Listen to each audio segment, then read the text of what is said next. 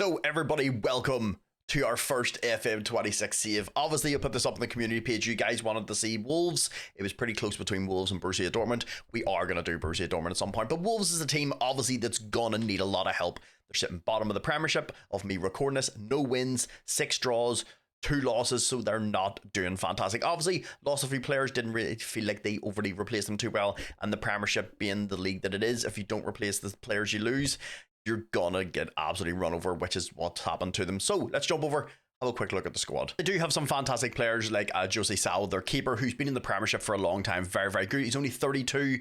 As you can see, shot stopping's fantastic. Aerial is fantastic and good mental skills. They do also have an absolute unit of a centre-back, Emmanuel Agbado, I think that's how you pronounce his name. 6'4", big unit of fella. As you can see, physical stats are absolutely fantastic. Little one-footed, but look, it is what it is.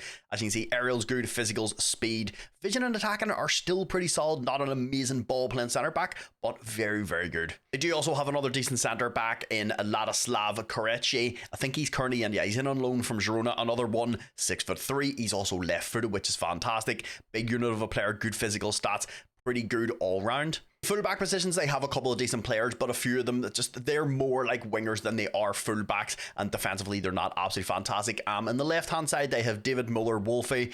As you can see, pretty good all-round, mental, physical, speed, vision, attacking, and technical. So one to play on the left-hand side, and he's still only 23. When we jump into defensive midfield, this is where I feel like they're probably their strongest, because they do have Andre, an absolutely fantastic player, 5'10", really, really good all-round. Aerial probably is only downside, but look, it is what it is. As you can see, very, very good all-round. Aerial at 9, but look, can't have the perfect player at Wolves. Then sort of right in beside him, they have Joe Gomez, another one only 24 years old. Andre's only 23, so they do have some good young players. Physicals and mentals are very, very good. If you click over here, as you can see, another one, look, not amazing in the air, but very, very good all round. So they have 2 really, really good defensive midfielders. Going forward, I probably think this is probably where Wolves' problem is a wee bit more. Like attacking wise, probably not just as strong as they are defensively. They have Lee Chan, another one really, really good. Speed, vision, attacking, and technical skills are pretty good. But one I will probably look to upgrade down the line. He is going to be 30 this year, and he's kind of at his max. But for the meantime, for the first season, pretty solid. They do have a very, very good young attacking midfielder in Fer Lopez. He's only 21 years old. Pretty good all round. Little one-footed, but look, it is what it is. Technical, attacking, and vision are absolutely fantastic. Physical's a little low, but it's mostly just down to sort of his jump and reach and all that sort of stuff. But look, a very, very good technical player. And of course, they do have the big man, Strand Larsen, up top. You know my love for big physical players. He's been around the channel for a long time. He's still only 25 years old as well. 6'4". 15 aerial reach, attacking's good, technical's good, even his mental stats and his physicals are very, very good. So because of the players that we currently have, 2 good centre backs, 2 good defensive midfielders, I'm going to go to a 4-2-3-1 formation. As you can see, we have the in possession and out of possession. Obviously, if you want this tactic, it is GYR's Black Panther. I will leave that in the pinned comments down below for you to go and pick up. But like I said, just with us having 2 good DMs and 2 good centre backs, I just felt like this was the perfect formation for us. Lopez in behind, Lee Chan out there, and then Strand Larsen up the top. I still do feel like we have a couple of decent sort of right backs at the club, but they're very, very attacking. They're more sort of right backs. So they're more like sort of complete wing backs. They're not really great defensively, and I think if we're playing forward to back, kind of need someone a wee bit more sort of well-rounded. So we may need a right back. And then the inside forward, I'm not just too sure yet. I was thinking Joan Ares could possibly play here. He's very strong with one foot, very strong with the other foot. Look, not absolutely fantastic. Good technical skills, good vision, speeds okay, mentals are okay. And for the Premiership, if we want to start moving up and not be in relegation, we probably need to upgrade this position. But like I say, we have an absolutely fantastic base here, but I'm not too sure how much money we've got. We have a total of 30.5 million, which I think all in all is pretty decent. Can we move this around any at all? Adjust the budget? We're pretty much at our max. We can go to 34 million, but then it doesn't give us any sort of like wage budget at all. So all in all, we've got 30 million to spend, but I will be looking to probably move a few players on. So we did dabble a wee bit in the transfer market, but first we had 2 players go out the door. One of them I was okay with, the other one kind of wanted to leave because I was looking at other players. So the first one out the door is Lee Chan. Look, this is one I was kind of talking about already, kind of wanting to replace. He's going to be 30. He's okay, kind of at his peak. So we moved him off to Torino for a total of 10 million. So then the next one at the door was Rodrigo Gomez. This is one Brighton came in and offered. I said no. He got upset. He's spaghetti. Currently, we've sold him to Brighton, but it says he's still at Wolves. I'm guessing this is just a visual bug. Look, it's the beta things are going to happen. I see if you go over to career and go to here, As you can see, we sold him to Brighton for a total of 20 million because he's not actually in the squad. So, like I said, just a wee bug, I did report it. This is what betas are for. So then, like I said, we're going to need a wee bit more sort of va-va-voom in the forward line. I'm not going to lie to you, our options are very, very limited, which is to be expected. We're Wolves. We don't have a massive reputation. I mean, we're not European football and stuff yet, boys.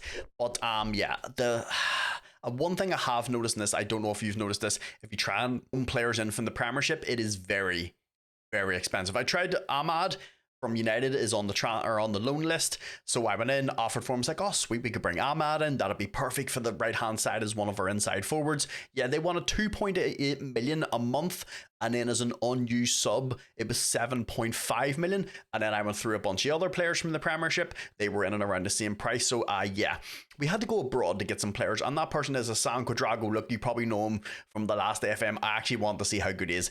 The kid has got a lot of talent, as you can see over here. Aerial, technical, vision, speed, and physical are all very, very good. He's also 6'3". You know my love for big physical players. And we got him in for a total, it's like 210,000. Where is it?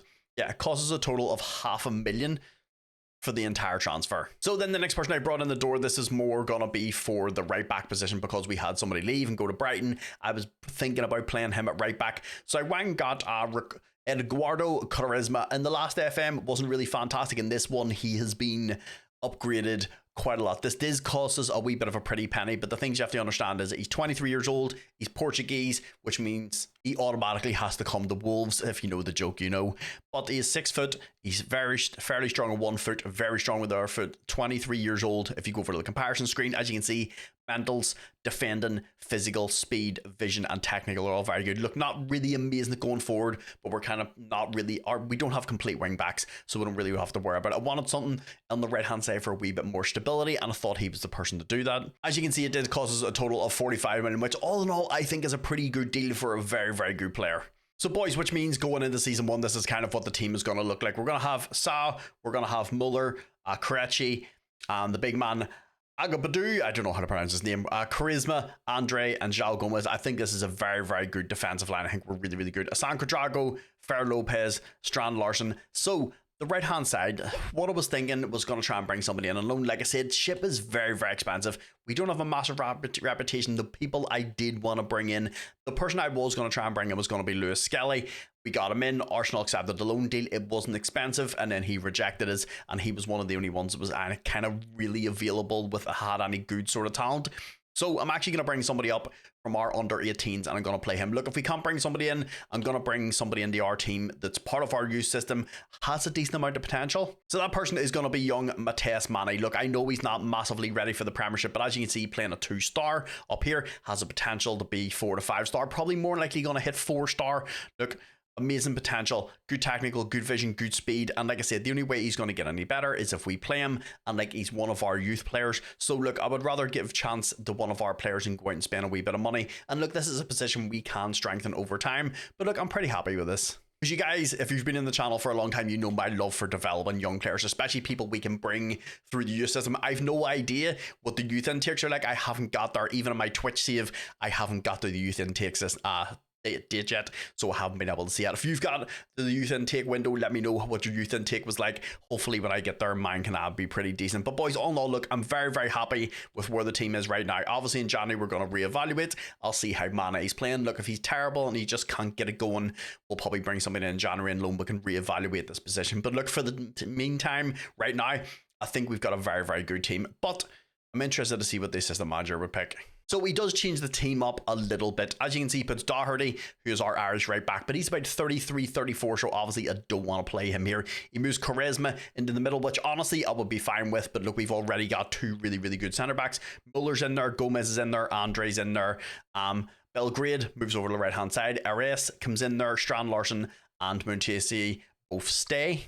Which means going over into season 1, thankfully we don't have to lock up a bunch of people in. I'm going to lock Charisma in on the right hand side, I'm going to lock Mane on the right hand side, and then I'm going to lock Hassan Quadrago in on the left. Hassan Quadrago is one down the line I would like to hopefully bring into the team, would be fantastic, but we'll just kind of see how we get on with regards to how well we finish in the league and how much money we get, because he is rather expensive, but you can kind of see why, because he's got the talent, 6'3", big unit of a player. But boys, all in all, look, I'm actually really, really happy with where we are with the squad. Like I said, we'll reevaluate Mane when we come back in January, but I do want to give young players a chance in this team. But all in all, boys, look, no messing about. I'll bring you back in January if there's anybody interested for approach of signs, and then obviously I'll bring you back in March for the youth intake. Even if it's shit, I'll still show you the first youth intake just to sort of see how we get on. But all in all, boys, let's go play season 1.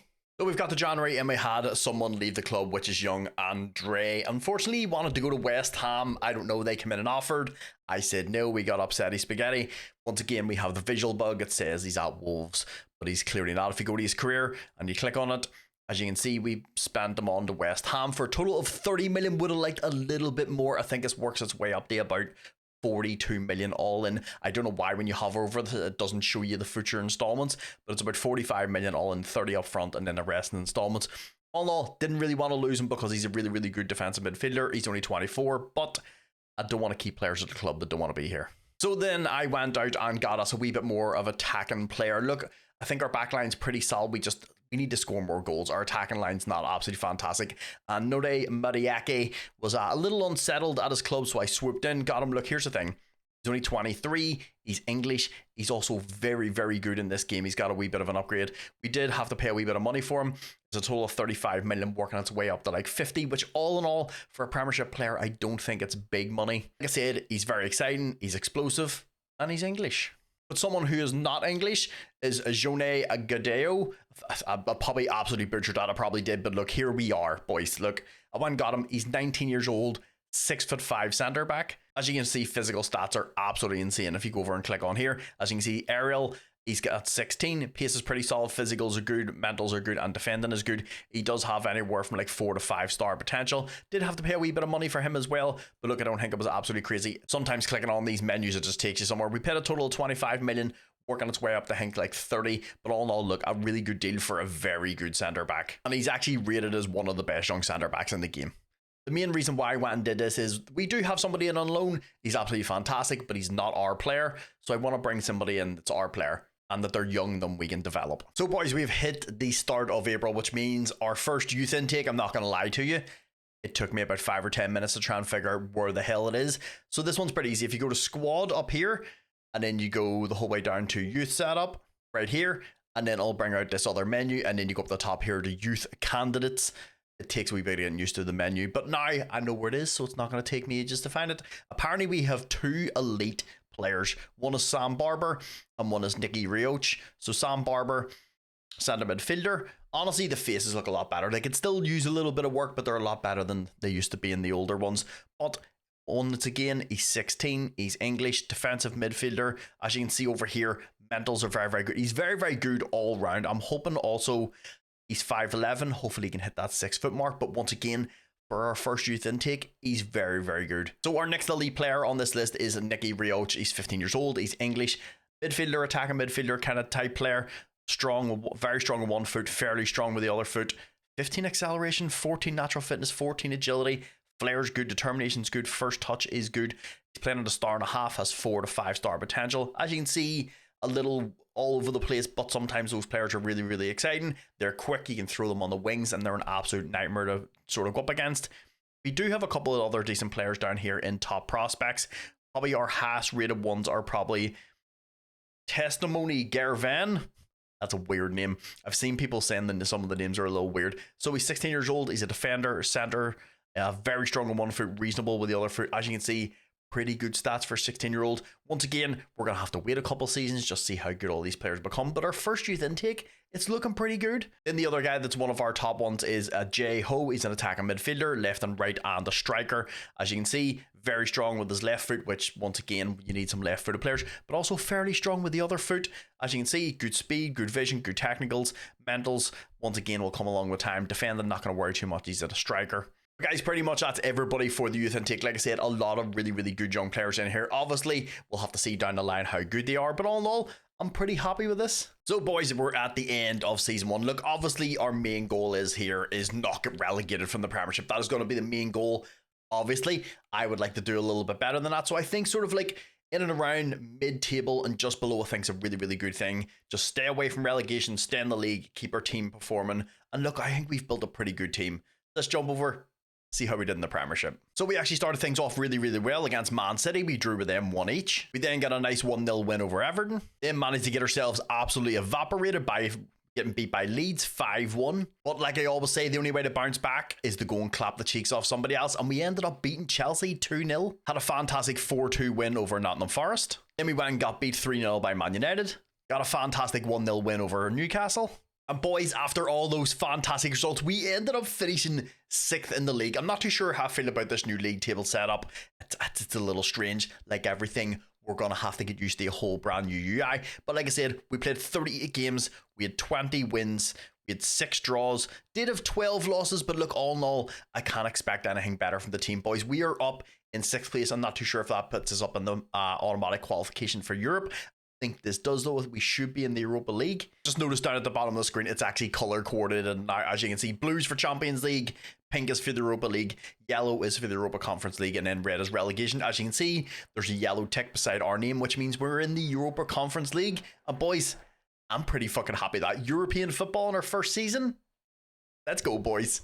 So I was able to find the other screen where the whole Premier League is there. You go to match day, go to competitions. Obviously, look, we're going to figure this all out together. It's a whole new UI. If I can show you a few ideas how to get into things. So obviously, look, we know we finished 6th, but obviously we've got the team stats. When the team stats at the top here, and then you have the general selection. You can go to attacking and defense. Generally, we're probably only going to be looking at the attacking and defense. I want to see how many goals we scored, how many we conceded, like, and stuff like that. Goals wise, Arsenal were top with 79 goals. As you can see, you go down here, we scored a total of 57. Look, all in all, we did absolutely fantastic. Goals per game, we were the whole way down in 7th, but once again, I'm very, very happy with the boys. If we then switch over to the defense menu, you go to conceded. Look, we were down there in 7th, we conceded 48, Arsenal conceded 32. So look, we're honestly, if we drop off a couple of goals, say we drop off 9 goals, we drop down into like 4th or 5th for the best defensive record in the league. So all in all, once again, I'm really, really happy with how we performed this season. Getting ourselves into any sort of European football is a big win. So that then moves us over into the Carabao Cup. We started things off against Blackpool. We beat them 3-1. But unfortunately, the next round of Cup we faced off against Liverpool, and this is where we ended up going out. They started off the scoring through Ekatike. Just before half-time, they went 2-0 up through Gakpo. And like I said, unfortunately, it was just absolutely terrible. Going through to the next round of the Cup and then facing off against Liverpool, I was kind of hoping we would have got someone a little, sort of a bit of a smaller team would have been nice. But look, it is what it is. But we still have the FA Cup. So in the FA Cup, we started things off against Burnley. We ended up beating them 4-2. Then we faced off against Wrexham. We scraped this by beating them on penalties. Then the next round we faced off against Oxford, which we thought probably would have been an easy game. No, they ended up smashing us 3-0. I can't actually show you the goals for some reason. It must be a bug. It's not letting me show the goals. But look, we're in the better version of the game. This is going to happen. But look, joking aside, this is a game I think, honestly, 100% we should be winning. I don't know if this was down to fatigue or injuries or not, but like Oxford is a team we should be beating. I'm not honestly too happy about this one. So then jumping over into the player performance, we've got the big keeper, Jose Sal. As you can see, 34 appearances, had a few injuries, didn't get to play every season, didn't get to play through every game, but he conceded 49 goals, but he had 10 clean sheets. Of course, then we also have big Emmanuel at the back. Look, one of those ones, he's 6'4", an absolute unit. And then obviously the kid that we have in on loan's not going to be here next year, so he's probably going to play more games. As you can see, he started 25 games, 4 off the bench, 1 goal, 1 assist. Then big Gadu, who I can't say that because he is 6'5", he's a big fella. He started 19 games. Obviously, we only got him in January, but he had 1 goal. Then we also have Wolf, our left back, played 38 games, 1 goal, but 12 assists. Then, of course, we have Quaresma. He played 34 games, no goals, 6 assists. Then moving over into the middle of the park, of course, we have Joe Gomez. With Andre being away, I end up having to play a San Quadrago in defensive midfield. He can play there, so we're probably a wee bit better in the middle of the park, like ball control wise. But he played 38 games, 1 goal, 1 assist. San Quadrago, as you can see, he played 37 games, 2 goals, 1 assist. Young Mane, who ended up moving over on to the left-hand side, inside forward. Obviously, with us having Mudakele, he can play over in the right. But he played 40 games. Obviously, we locked him in to play the whole season. 6 goals and 4 assists. So 10 goal involvements in 40 games. Look, not absolutely phenomenal, but look, it's only his first season. He just turned 18. As you can see, he is starting to improve. Of course, Mudaweke on the other side, he played 22 games because he only came in January, but he had 5 goals and 7 assists, so 12 goal involvements in 22 games. I think a really, really good signing. Then, of course, the young man who plays in behind. Obviously, I didn't lock him in. I should have locked him in because when I came back in January, he wasn't actually playing. So from January, I locked him in. As you can see, he's played 22 games, started 10 off the bench, 11 goals and 3 assists. So 14 goal involvements in 22 games. I think we honestly have a really good player on our hands. Then, of course, the big man up top, Strand Larson. He played 43 games, 21 goals and 4 assists. So 25 goal involvements in 43 games is very, very good. In January, there was a decent amount of offers from the Saudi League and stuff for him, but they were all in and around that sort of 25 to 30 million. And look, if I'm gonna lose him, I want if he's worth 43 to 47 million, I want at least 50 plus million. And then, like I said, we also had the big man Ladislav in on loan. He will be going back to Girona at the end of the season, but he played 38 games, 2 goals, 1 assist. He's a fantastic player, but just I don't know if I want to pay 20 million for him. We'll see how much money we get by our initial transfer budget, and for 20 million, he might be a good deal. So I just quickly went and had a wee look there. We have a total of 28.5 million. I don't know if this is our initial transfer budget or it's still the money that I have left over, but we'll wait and see. Look, I may bring him in because 20 million for a really, really good centre back, we're gonna need squad depth, so he may be one that I go and buy. Then we did also have people like Joan Areris, who did play a total of 18 games, which I'm really, really happy about. I want to see a wee bit of squad depth. The only issue is he's set as an important player, so I don't know if he's going to be happy about not playing all the time. But he had 7 goals and 8 assists, so a total of 15 goal involvements in 18 starts. So he's showing that he can hang in the Premiership. But all in all, boys, I think an absolutely fantastic season. Look, I was not expecting us to finish this high up the table, and obviously I want to just keep building on that. Getting into Europe was absolutely amazing. Like I said at the start of the season, I think finishing in around that sort of like mid-table was a really, really good finish for us.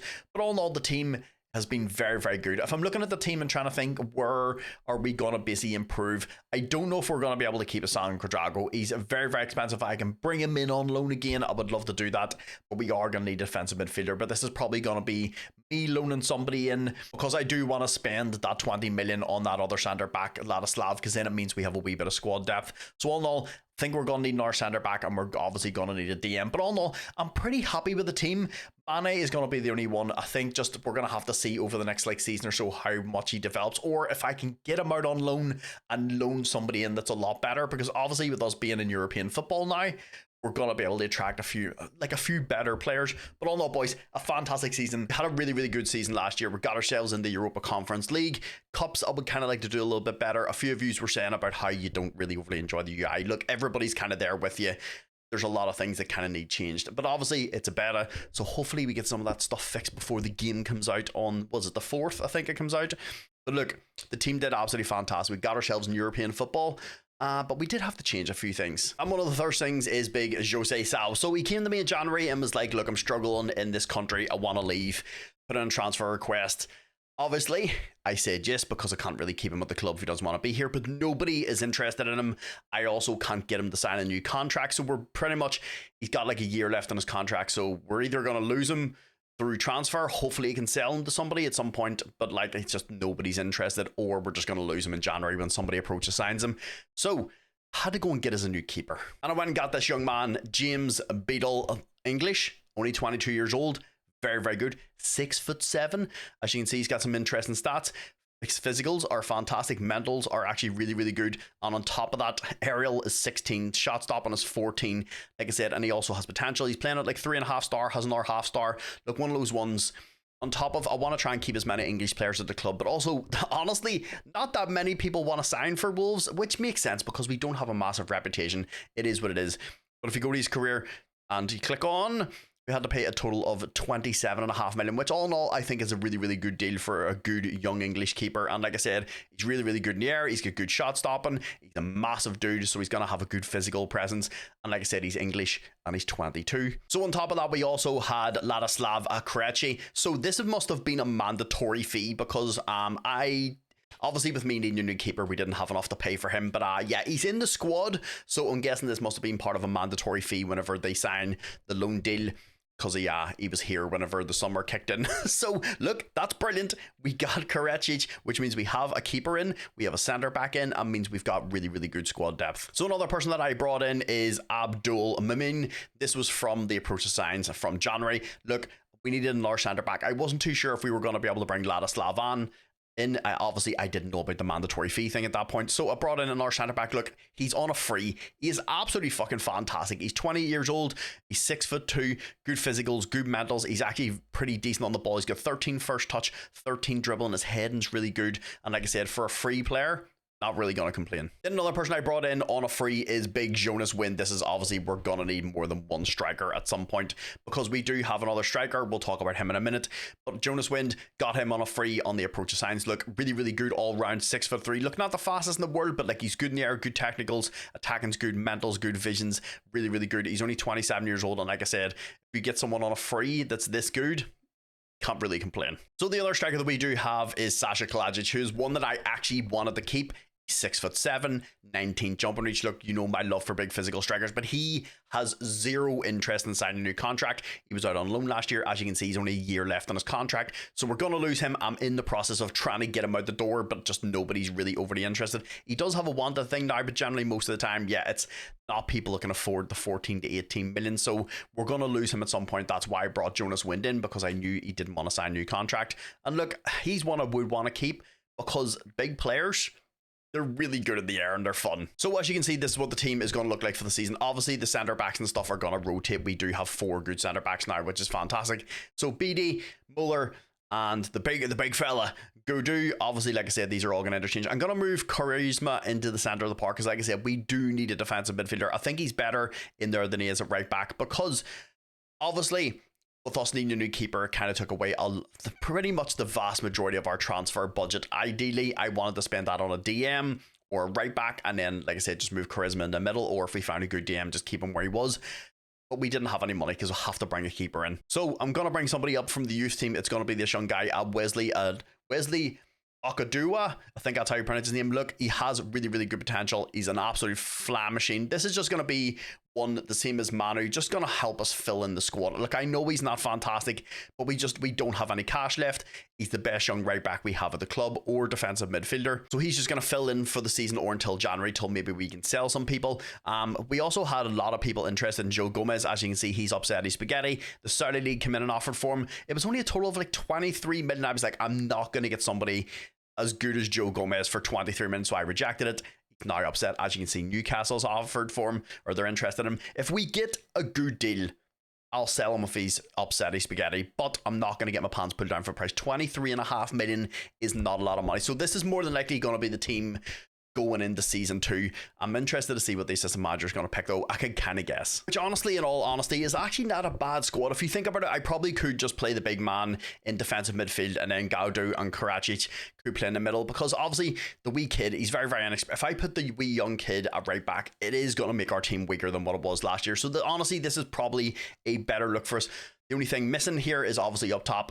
Manu is not going to play, but I'm going to just lock him in for the season. The same as Fer Torres. He's not going to play because Belgrade is going to play in here. Look, honestly, I just don't understand how the system manager thinks Belgrade is better than Fer Torres. So this is going to be the only 2 players that I lock in for the season. Like I said, it's going to be Mane and Torres. I think the rest of the team, I'm pretty much good with them interchanging and just kind of sort of staying how they are. But boys, look, we didn't have a lot of money. We did what we had to do. Obviously, look, we could have brought a really, really good defensive midfielder in, but unfortunately, with Sa wanting to leave, it kind of forced our hand that we had to go and get a keeper. And like I said, our choices were not fair. There was not a lot of people that wanted to sign for us, and I wanted to try and send them. We need to make sure we keep up with registration, so I wanted to bring an English keeper in. The rest of the English keepers were a little expensive, or just not interested in signing for us, because look, haven't got a high reputation going into this season.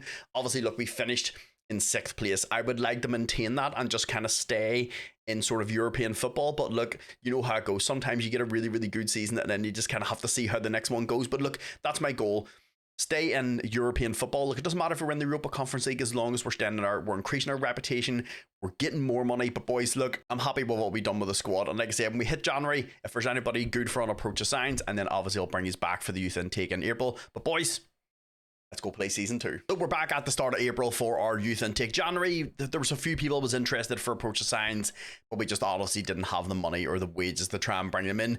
One of them was João Felix from the Saudi League. Honestly, didn't really want that much money, but we just didn't. He wanted like £205,000 a week, which honestly, for how good he is, I probably would have paid it. But once again, we just don't have the wage structure, unfortunately, because we don't have the cash. So our youth intake actually looks pretty decent. We got a guy, our elite prospect is Darlington Dorgu. Okay. Centre midfielder, centre attacking midfielder, 6'2". English, he's only 15 years old. Honestly, attacking is really good, vision is really good, technical and speed are really good. Like I said, I know you look at the stats and be like, it doesn't look that great, but he's only 15 years old. He's got a 14, a 14, 2 13s, 14 for work rate. Physicals are very, very good. So all in all, a good start. Probably one of the best ones in our top prospects is going to be this guy, Eyüp Yildirim. I think I got that right, boys. I think we absolutely killed it. So another one, look, striker, kind of inside forward / winger. Once again, he's only 16 years old, has a bunch of really, really good stats. Good aggression, good bravery, leadership skills is good, determination solid, work rate's good, technique is good. Physicals are actually very, very good. He's also 5'10". He's reasonable 1 foot. Very strong with the other foot, so another one I think really good. The next one on the list is Sam Mwenda. This one probably not just as good, but all in all, we've got a lot of like midfielders and strikers. I don't think we got a lot of defenders, which it'd be nice to get like a wee bit of a balance. But look, all in all, really, really good player. He's only 15 years old. Once again, he's English, gonna help with registration, but probably not fantastic. But like he's got good determination, good flair, teamwork and work rate are 15, 14 technique. So another one we're just gonna have to watch down the line. And the last of our kind of elite prospects is gonna be a Martin Hutchinson's little 1-footed. Once again, he's an inside forward / striker, 5'8", little smaller than the guys that we usually have. He's probably the worst out of the ones that we have, but like really, really solid dribbling. Aggression is 19, 15 determination. High determination is really going to help him sort of get to their peak. So all in all, he'll probably get there the fastest just due to his high determination, but he probably doesn't have the best like overall potential. But all in all, look, it's free players, and if down the line they're pretty decent, and even if we can bring them in as squad players, fantastic, because we don't have a lot of money, so I feel like we're going to have to rely on bringing people through the youth system. So that's pretty much everybody that's kind of relatively decent in the team. Like I said, if we get 4 pretty solid players every year, I'm very, very happy about it. The rest of them are like 1 to 2 stars, so the rest of them aren't fantastic, but look, I'm very, very happy with this. 4 really, really good young players that we get to see in a couple of years if maybe they develop into something. So boys, we're at the end of season 2. Like I said, my goal was just to try and stay up and around that sort of European football. Obviously, look, we had a fantastic season last year. We probably overachieved just a little bit, getting up in the 6th. So if I'm being realistic, I would say anywhere from that sort of like, I think 7 to 10 is a really, really good finish for us. Obviously, I want to stay in European football, increases our reputation, we get more money. But look, we'll just have to see what happens. Let's see how we did in the Premiership. Things in the Premiership didn't start off too well. We ended up getting beat on the first day of the season by Bristol City, 2-0. A game we should be winning. Straight away in the next game, we ended up beating Liverpool. Football Manager, it's a weird game. We then beat Man United 3-2. We then got beat 1-0 by Spurs, 2-1 by Nottingham Forest. But later on the season, we did get a revenge on Nottingham Forest. We beat them 3-0. So boys, we ended up finishing in 9th place. Look, a little disappointing. Look, we could have went anywhere from 9th the whole way up to 7th. There's only a couple of points in it, and we ended up losing the last game at the end of the season. We ended up having to play Chelsea, and Chelsea beat us in the last day of the season, which is a little unfortunate. Look, I would have liked to maybe been up on like sort of like 7th or 8th. Like I wanted to stay in European football, but look, it is what it is. We still did very, very well. Like I said, considering the board didn't give us a lot of money, and then we had to go and spend the money that we had on a keeper because our keeper wanted to leave. It would have been, it was money I wish I would have been able to spend on an inside forward and then send young Mane out on loan. But look, it is what it is. Sometimes not everything's sunshine and rainbows, but look, 9th place is still very, very good. Unfortunately, we lost our last game right at the end of the season to Chelsea, so we probably could have been up in 8th or 7th in and around there if we would have won them games. But look, I'm very, very happy with the boys still. So as you can see, we played 38 games, we had 15 wins. We had 11 draws or 12 draws and 11 losses. 11 losses is still a little high, and the draws, I think we need to stop a few of these draws. Like if we would have had maybe 3 or 4 less draws, we would have been up in European football. So that's something we probably need to work on. We're going to lose games. Look, we're just not one of the top teams, but I think we should stop maybe drawing as many games and just try and move up the table a little bit. Then if you go up into goals, as you can see, we are very, very far down here. 53. Look, obviously we're in and around where we were last year, but a lot of teams are starting to score a lot more goals. Man United have got 83, Man City's get 80, Chelsea's get 78, but let's be honest, their squad's a little bit better than us.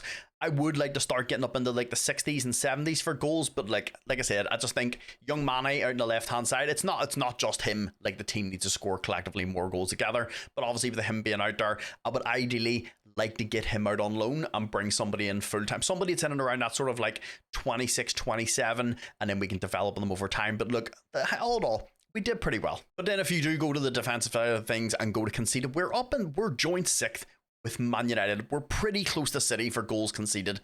We only conceded 5 more goals than Man City and Man United. So look, I'm very, very happy with that. Look, defensively, I think we're sound. Like I said, at the other end, I think we just need to start scoring a few more goals. But we knew that at the start of season 1 that our firepower was the issue, because defensively we have a lot of really, really good players. But all in all, boys, look, finishing 9th in the league, I think we did very, very well. So let's jump over into the cups. So unfortunately, we didn't start off great in the Carabao Cup. We ended up getting beat in we don't even know what round it is, because the UI doesn't actually tell you in the fixture list what stage you're at in the cups. Apparently this is a bug. It is something they know about that's going to be fixed before the full release. So I'm guessing we're probably in like the 2nd or 3rd round of the Carabao Cup, but we ended up getting beat by Chelsea. So unfortunately, that's us out of the Carabao Cup. Which then moves us over to the FA Cup, and that, once again, I'm not too sure what round we're in, but we played Arsenal, but we went the whole way to extra time and we beat them, so it moves us on to the next round of the cup that we don't know what it is. So in the next round, we faced off against Bolton. We ended up beating them 4-0, which then took us to what I'm probably guessing is more than likely probably the quarterfinals with how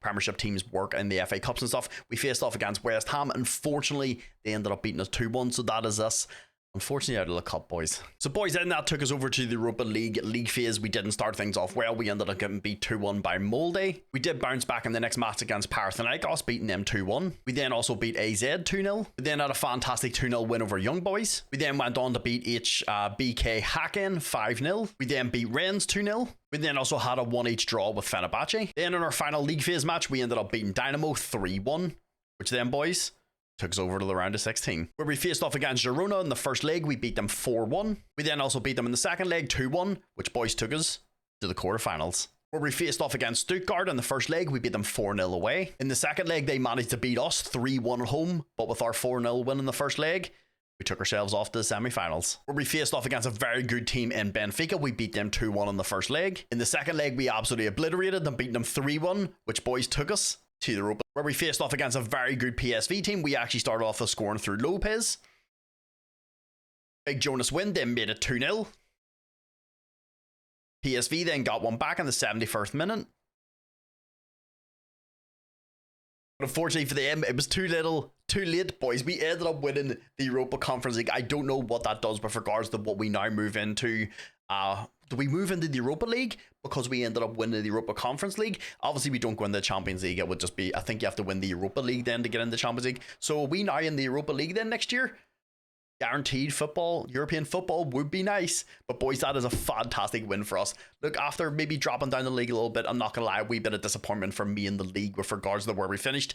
To win some European football was fantastic. So then jumping over into the player stats for the season, James Beattie played 57 games. He had 17 clean sheets, but did concede 61. Look, all in all, considering the amount of competitions we were in, I'm pretty happy with this. He's a very, very good keeper. So then when I jumped over into Big Ladislav's seasonal stats, it says he hasn't played any games. I don't know if this is due to an injury because he's still injured. So yeah, I don't know if that was a bad injury or yeah, it just says he has the flu. So I don't know if this is like a visual bug or not, or maybe he was just injured the whole season, but I'm guessing it's probably just a visual thing. Then the big man Gaidu, who actually looks fantastic, by the way, played 52 games, 5 goals, 1 assist. As you can see, physical stats and all are starting to increase quite a lot. He looks absolutely fantastic. I highly recommend picking this guy up. Wolf then over on the left hand side played 45 games, 4 goals, only 7 assists, which I would like to see come up a little bit. Then Big Charisma played 45 games, 2 goals, once again only 6 assists. He had a few injuries, I know that's why he didn't play as many games, but our wing backs just don't seem to be getting involved as much. And of course the big man João Gomez in the middle of the park played 48 games,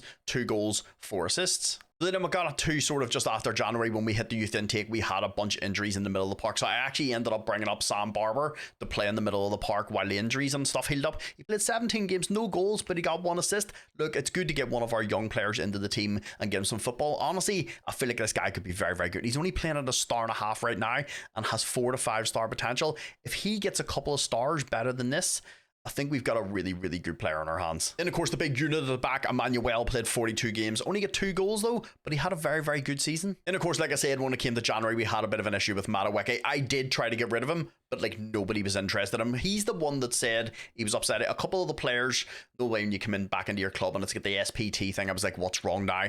And they're like, agrees with Medawaki, not letting Medawaki go. And I was like, what is going on? And then he wanted to move to a bigger club. I did try to get rid of him in January. Nobody was interested in him. But here we are. Look, he played 37 games, 11 goals, and 8 assists. I don't know if it was due to injuries. He didn't play as many games. I'm guessing so because he's still injured now. But look, I want to keep him in the team, but he seems okay now. Then, of course, young Mane over on the left-hand side, we did lock him in for the season. So he played 52 games, 11 goals and 4 assists. Look, if he just keeps progressing and going up, look, he is a very, very good player. If I'm being honest, like I said, I would like to loan him out for the season and bring somebody in that's like 26, 27, give him a couple seasons till he's like 21, 22. I feel like he's a very, very good player. He just needs a wee bit of time.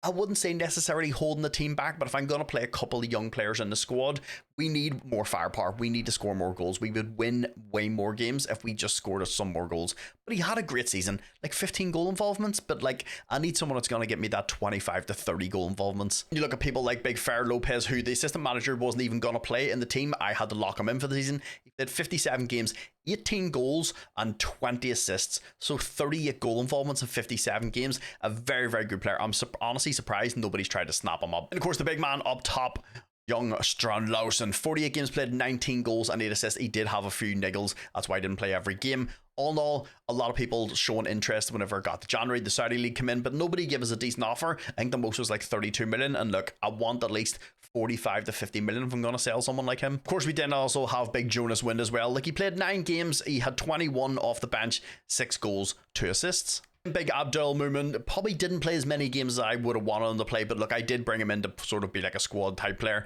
He started 3 games, 7 off the bench. So boys, look, all in all, look, I think all in all, in the league, just I would have liked to get a wee bit. I know we're massively overperforming. I know this. I know.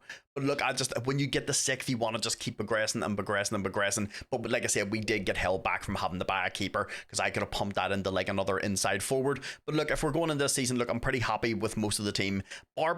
Young Barber, I'm probably more likely, like I said, he's just going to either go out on loan or we're going to drop him back down into the under 21s or the under 18s. I brought him up just due to injuries. And then, like I said, Mane, I would like to get him out on loan. So I feel like these are 2 positions that we kind of need to replace a little bit. And of course, the defensive midfield one is a bit of an easier fix because I can't just put Big Emmanuel in there. So all the money that we're going to get this summer, I'm probably more likely going to put into another inside forward. Look, if we can get somebody that gives us another 15, 20 extra goals a season, look, that's some of those draws turn into wins, some of those losses turn into draws, and that's how you just start progressing up and up on the table. But all in all, boys, look, a fantastic season. Finished in the league in a relatively good spot. The cups, if I'm being honest, we don't know how far we got due to the new UI. They do know this is a problem and they are sort of going to fix it before the full game comes out. And then obviously we won the Europa Conference League, which is absolutely fantastic. Like I said, I'm not too sure. I think that just puts us up in the Europa League spot. Hopefully that is true because like I said, the more European football we get, the more money we get, the more reputation we get. We got a few transfers that come in this season. Obviously, like I said, I feel like defensively, I think we're okay.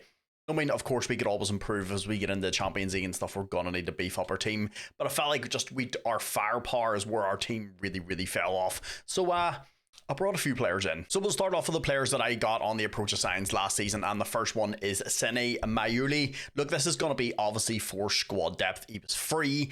He's still only 21 years old. He's actually a very, very good player. If you look over here, look really, really good. He can play all along the midfield, all along the attack, and he can play striker. So like I said, obviously with us going into European football this season, we're going to need a wee bit more squad depth. So that's why I brought him in. And the next person I brought in is Matteo Patiulet.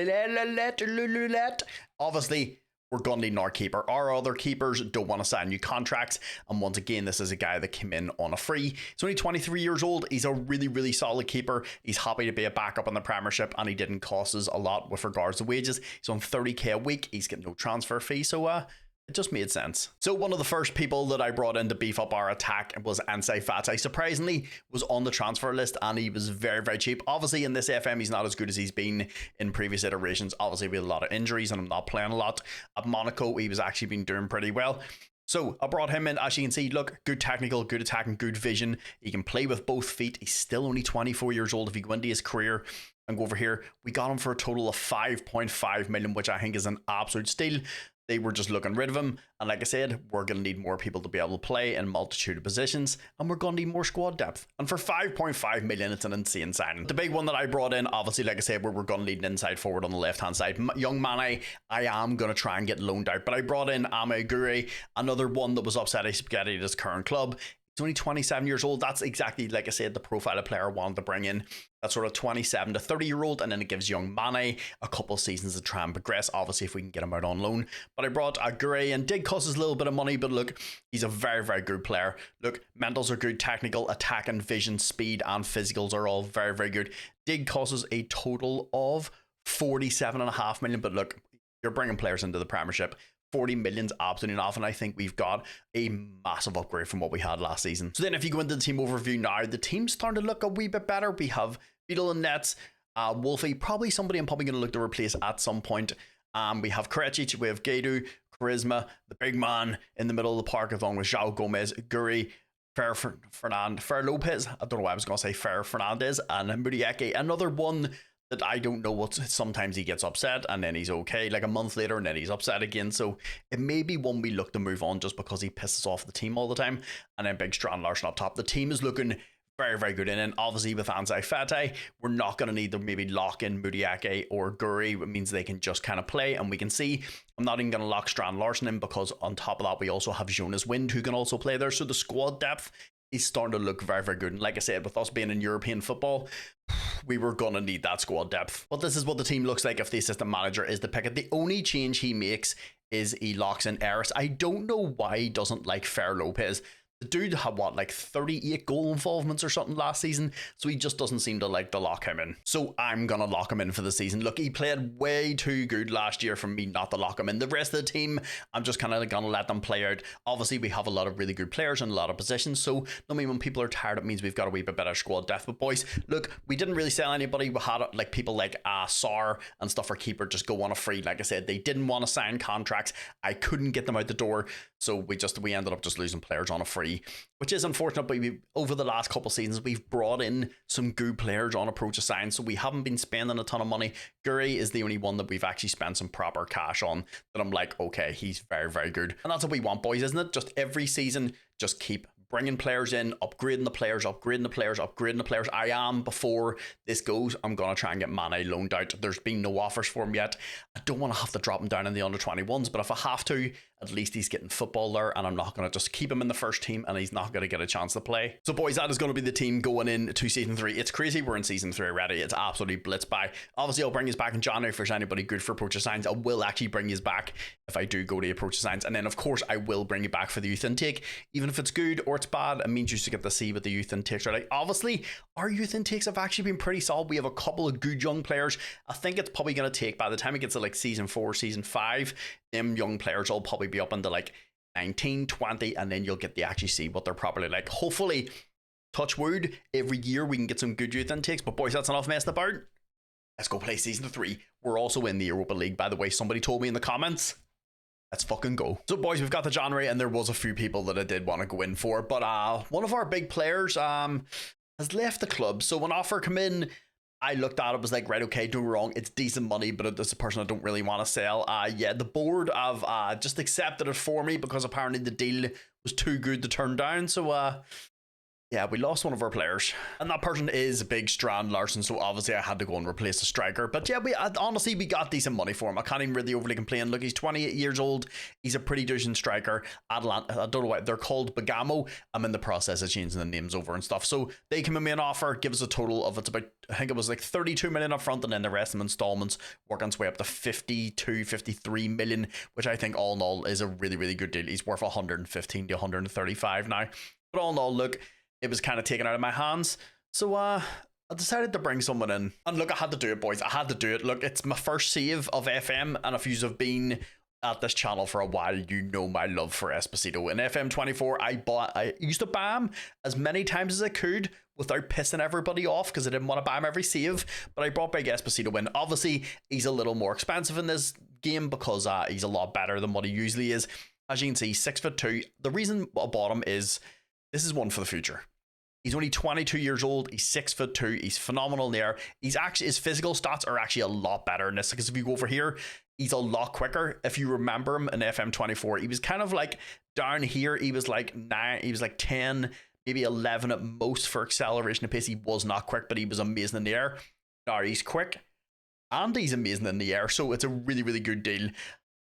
It costs us a little bit of money because we had to. He was actually playing for Inter, so we actually had to go and pay a decent amount of money. Yeah, it costs a total of 58 million, which I think all in all is a pretty good deal. We sold Larson on for like 52, 53 million and then got him for 58. So I think all in all, it's a pretty good trade. So boys, we've arrived at the youth intake. It's not great. Look, it says it's got like 3 to 4 star, but I'm guaranteeing none of these are actually good. I've already looked at them. Look, of course I'm going to sign them all because they're all like 15, 16-year-olds. They're English players in and around our show. I mean, they're going to help us with registration, but none of them have been fantastic. We've got lucky. Our first 2 youth intakes were actually pretty solid. Like I said, some of them got high determination and stuff, could be good down the line and stuff, but no absolute bangers this year. But in the top 50, like Wonder Kids, there is quite a few, but 2 that stood out to me that seem pretty cheap. The first one is this young guy, Saeed Al-Wadia. I'm not too sure if that's how you exactly pronounce his name and stuff, but like, for this kid, for 19 years old, like I said, he's got 17 dribbling. You got to remember, he's only worth 5 to 7 million. If you go over here and look, technical's amazing, vision's amazing, speed's good, mental stats are pretty solid. Like I said, he's one kind of bring in. Obviously, I have to scout them all just to kind of see. I have to fully scout them and I'll see how good you are. But this kid was on the top 50 Wonder Kids, so could be one to bring in. Like I said, for a couple of million, put him in the under 18s or under 19s, maybe loan him out for a couple of seasons and kind of see how good he gets. This is what I'm thinking about. So the next one is this young guy, Bruninho. Look, obviously in the top 50 Wonder Kids, the top like 20 and stuff are all, look, let's be honest, they play for Arsenal, Real Madrid, Barcelona, blah, blah, blah. They play for all the big clubs. They're very, very expensive, anywhere from 30, 40, 50, 60 million at a time. I'm trying to go through the top like 50 Wonder Kids and find someone that's like, that we can kind of bring in with our budget. This guy looks absolutely ridiculous. Like I said, he's only 18 years old. Look, his mental stats, 17 bravery, 16 composure, 16 decisions, 16 determination, 14 flair. On top of that, he's got 15 technique. Look at his physical stats, 15 acceleration, 12 pace, so he's pretty quick, 18 natural fitness, he's got 16 agility, 15 balance. Like, look at this kid, and he's only 18. He's only valued at 15 to like 17 million. So he's one I'm going to fully scout. And then obviously we'll just see what he's like whenever we scout him. But look, even if we paid like 16 million for him, once again, loan him out for a couple of seasons, get him a wee bit of football. He could be good, but it all depends what he comes back whenever we scout him. I think he'll have a good mentality. Generally, good mentality is tied to like how high their determination is. If they've high determination, it generally means they've got a good mentality. So I'm hoping these ones can be good. But unfortunately, our youth intake was not. But we got lucky. The last couple of seasons, it was really good. So boys, we're at the end of season 1. One thing I did notice whenever I come back for the youth intake there is somehow we were in the Champions League. I don't know how it's happened. I don't know if it's a bug. Obviously, with us winning the Europa Conference League, we were meant to go up into the Europa League, right? So I don't know how we've ended up in the Champions League. Anyway, look, my goal for the season was just try and do a wee bit better. Look, we finished 6th and then we finished down, was it 8th or 9th last year? I kind of want to get back up into that European football. Obviously, we've built a very, very good team, bringing in Guru and obviously Esposito and stuff. Our forward line is exactly like I said. We needed more goals and more assists. I think it was the only thing that was kind of holding us back. Our firepower just wasn't there. Defensively, I think we're kind of okay. There is a change I probably will make in the summer, depending on how much money we get. But look, I'm excited to see where we finish in the league because I think we do have a very, very good team.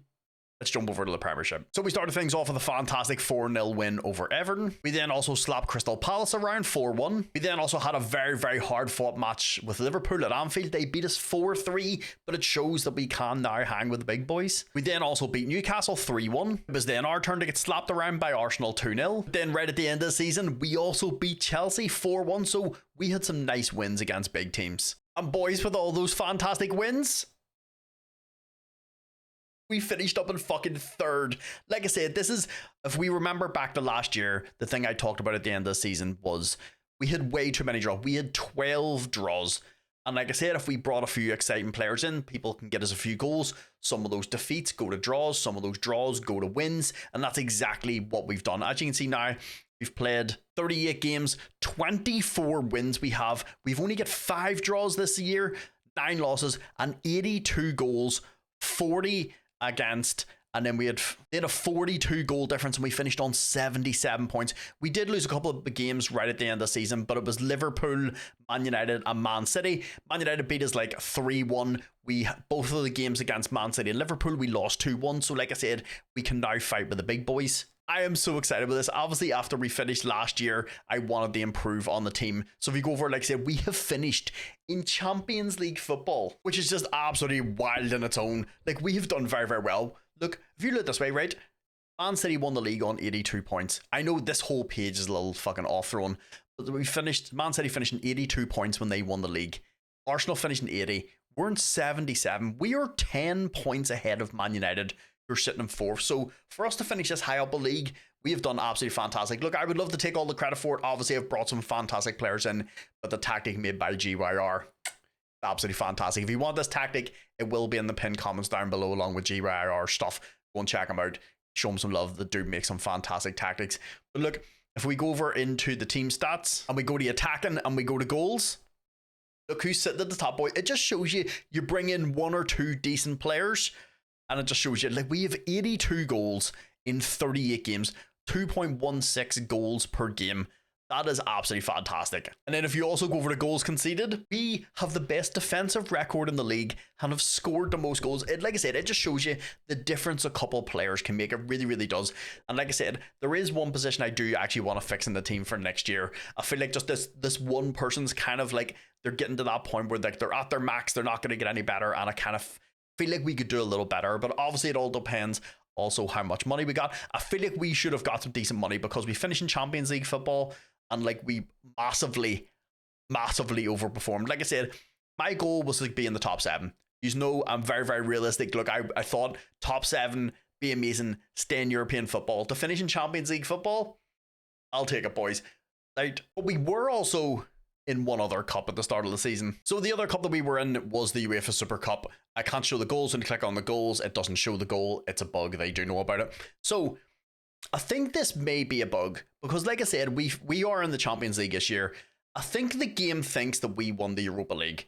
Obviously, we were in the Europa Conference League. We won the Europa Conference League. That was then meant to put us into the Europa League. And then if you win the Europa League and stuff, you go up into the Champions League. So, yeah, I think the game thinks that we've won the Europa League because the only 2 teams that play each other in the Super Cup is the team that wins the Champions League and the team that wins the Europa League. And that's the only way I'm thinking in my head that we are in the Champions League this year and we're also in the Super Cup. So I'm guessing this is a bug. I'm going to report it because, yeah, we shouldn't be in the Champions League. But I would have liked to win the Super Cup, but unfortunately, Arsenal beat us 1-0. I just noticed they have Vitor Roque. Does anybody know what the deal with him was?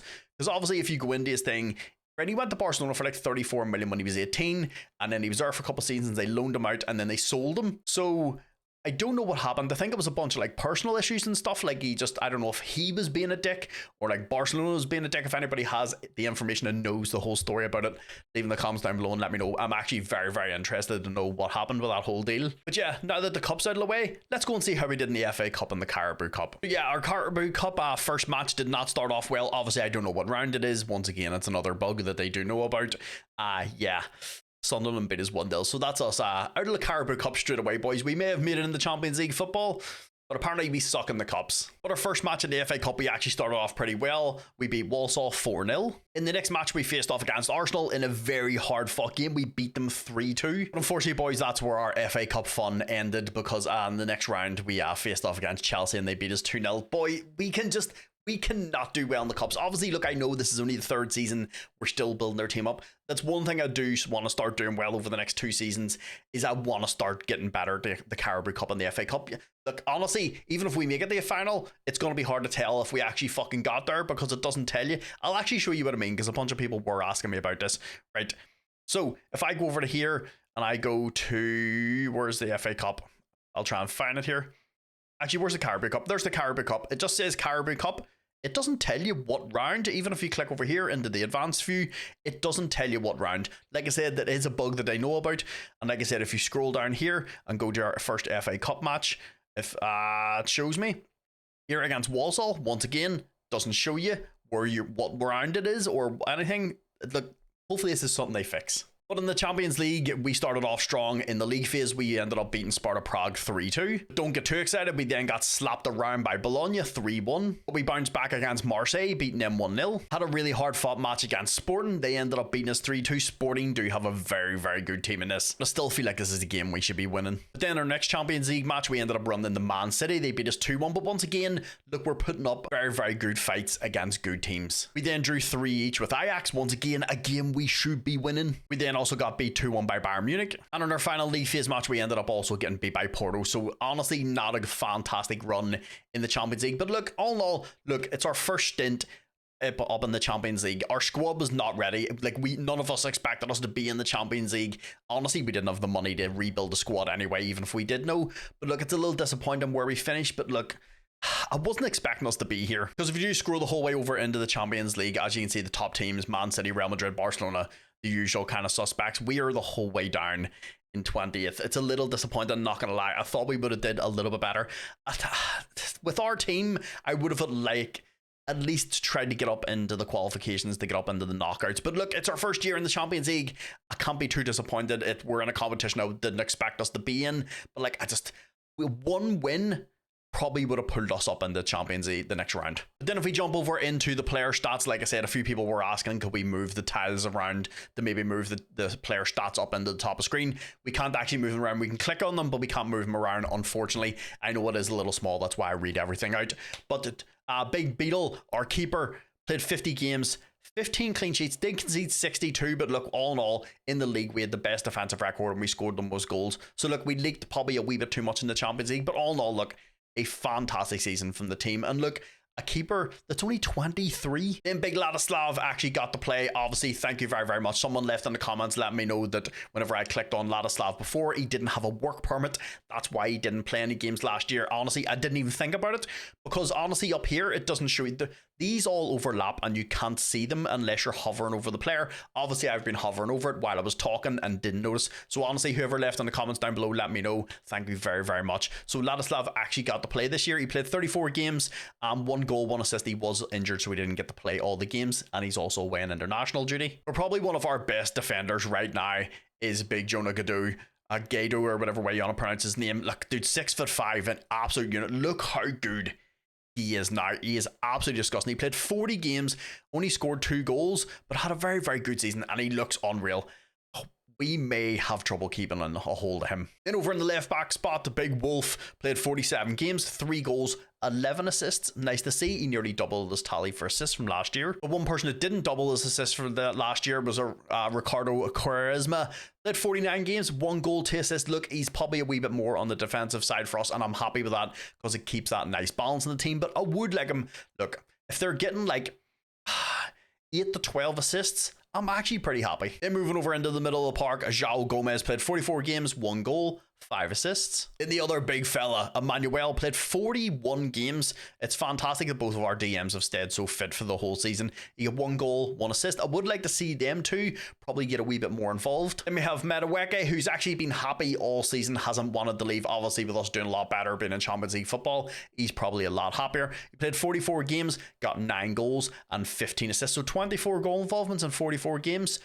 Pretty solid. Then Guri had a fantastic season, played 40 games, 17 goals and 8 assists. So all in all, what's that, like 25 goal involvements in 40 games?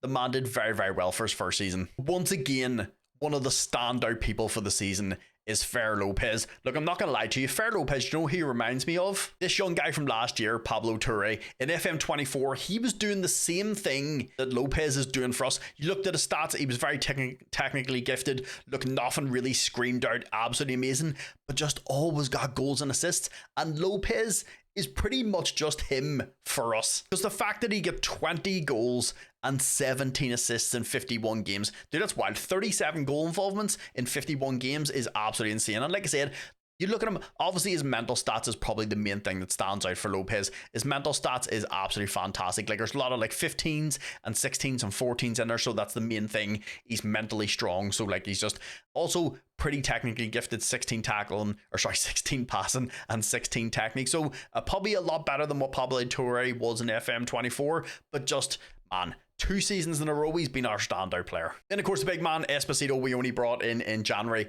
Would have liked him to get a few more goals, but yeah, he only played 16 games.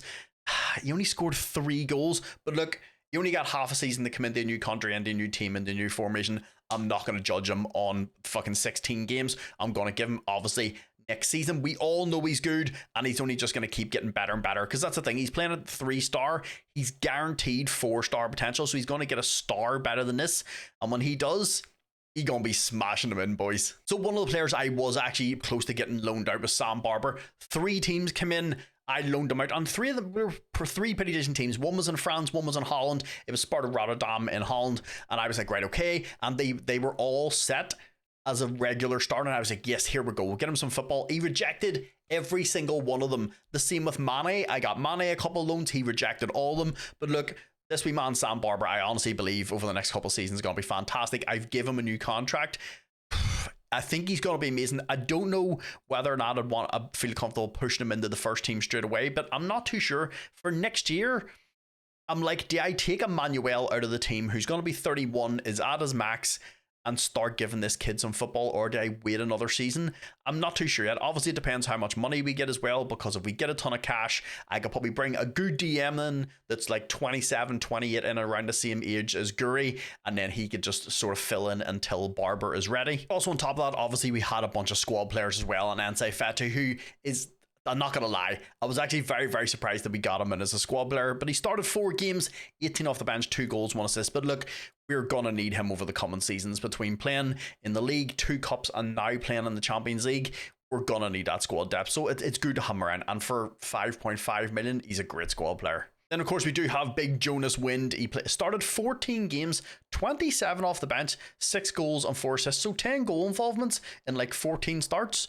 I'm pretty happy with that. Then a guy that just continuously seems to get into the squad. Obviously, West Ham did try to come in and buy him in January. I did try to sell him. He just kept rejecting everybody tried to sell him to. They were offering me 30 million. I was like, 30 million? He's going to be 31. It would make sense to get rid of him. But look, if he stays around and he's happy to play as a squad player, look, started 15 games, 30 off the bench, 13 goals and 4 assists. Because if we go over and look at the team, obviously, I'm very, very happy with the team. The only things I kind of want to change is maybe Ladislav. Look, he's at his max. He's not going to get any better. And if you look over here, look, mental stats and aerial are pretty good, but like he's probably better as a defensive midfielder. So one thing I may do is maybe move him into defensive midfield and get us another really, really good centre back. I'm not too sure yet just what to do. But then if you go over, we do have big Emmanuel. He's on the same boat. He's kind of okay. If I'm being realistic in the will this man help us do well in the Champions League? No, I think he's a good squad player. If I'm just being realistic, I think there are 2 positions that we kind of need to look at. So I'm going to remove them. And like I said, these are the only 2 positions. Everybody else I'm happy with. Gordy is amazing. Wolf hasn't done anything wrong. Charisma, very, very good defensively.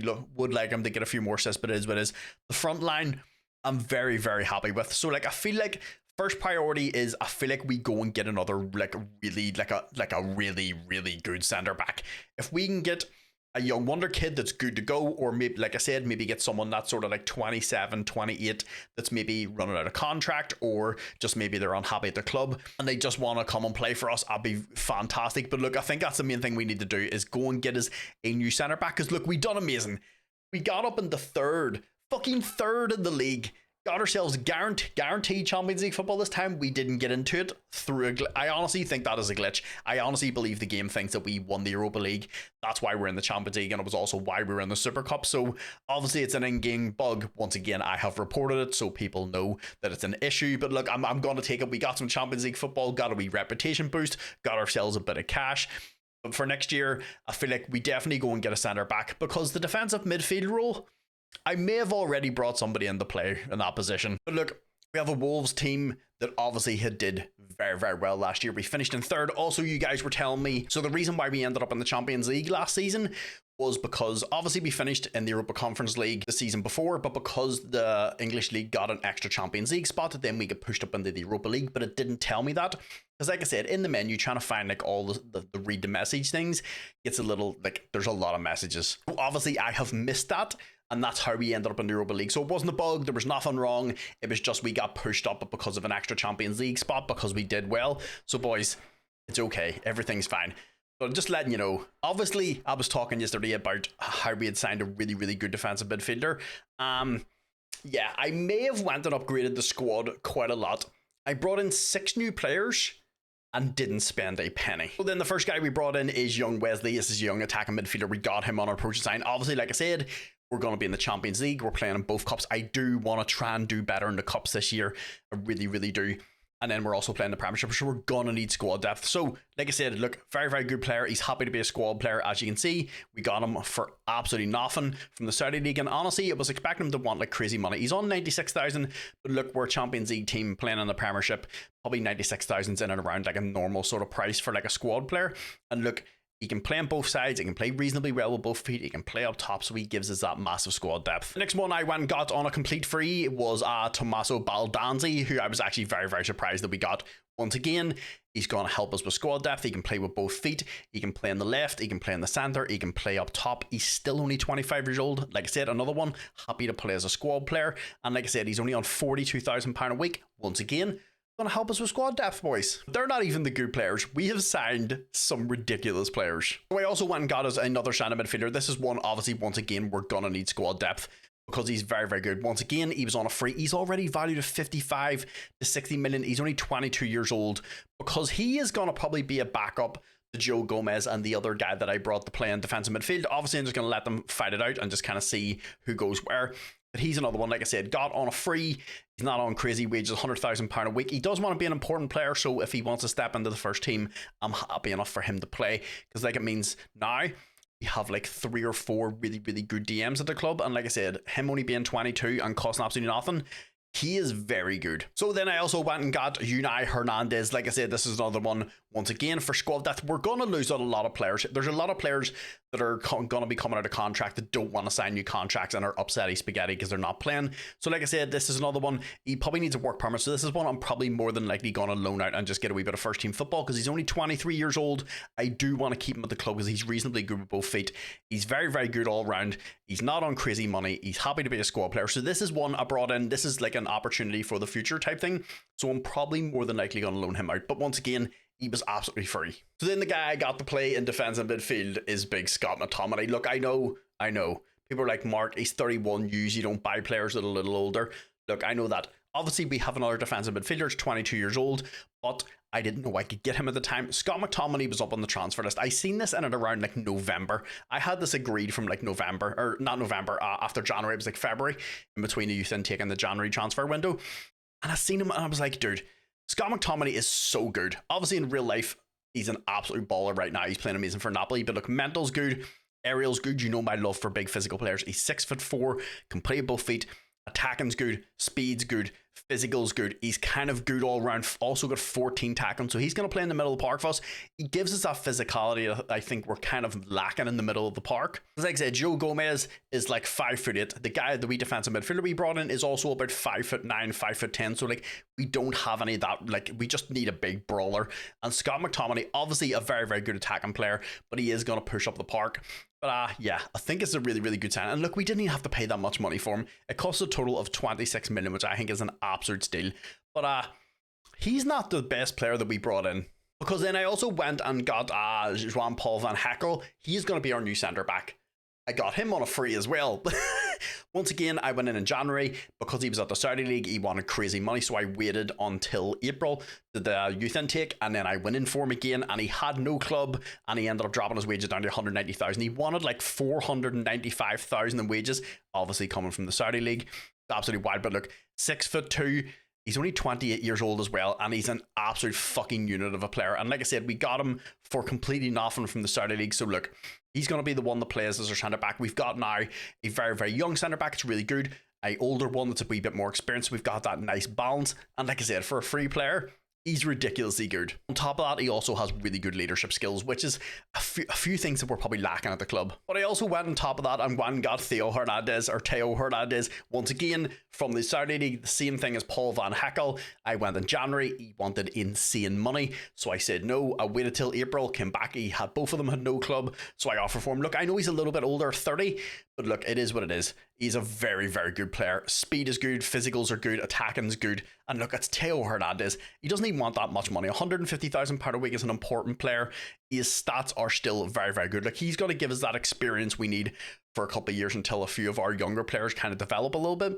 But look, it's Teo Hernandez. I don't need to explain how good he is. So that means now, if you look at the team over here, we have Beadle, who has signed a new contract, which is absolutely fantastic. Teo Hernandez, Paul Van Heckel, Gaidu, Charisma, Joe Gomez, Scott McTominay, Gary Fernandez, Mudueke, and Esposito. Boys, our team is absolutely rocking and rolling. And the weird part is I actually didn't sell any players. There was nobody that was really massively interested in leaving, and there's only a couple of people that are wanted, but like, we had some people that are worth like 30 million. We got offers of like 8 to 10 million. Look, I'm not going to get my pants pulled down for the price. I'm happy to keep them around as squad players. Like I said, obviously we're going to lose some players because they don't want to sign new contracts, and I'm happy enough of that. But look, every season, if we just keep bringing players in on approach signs, our team is disgustingly good.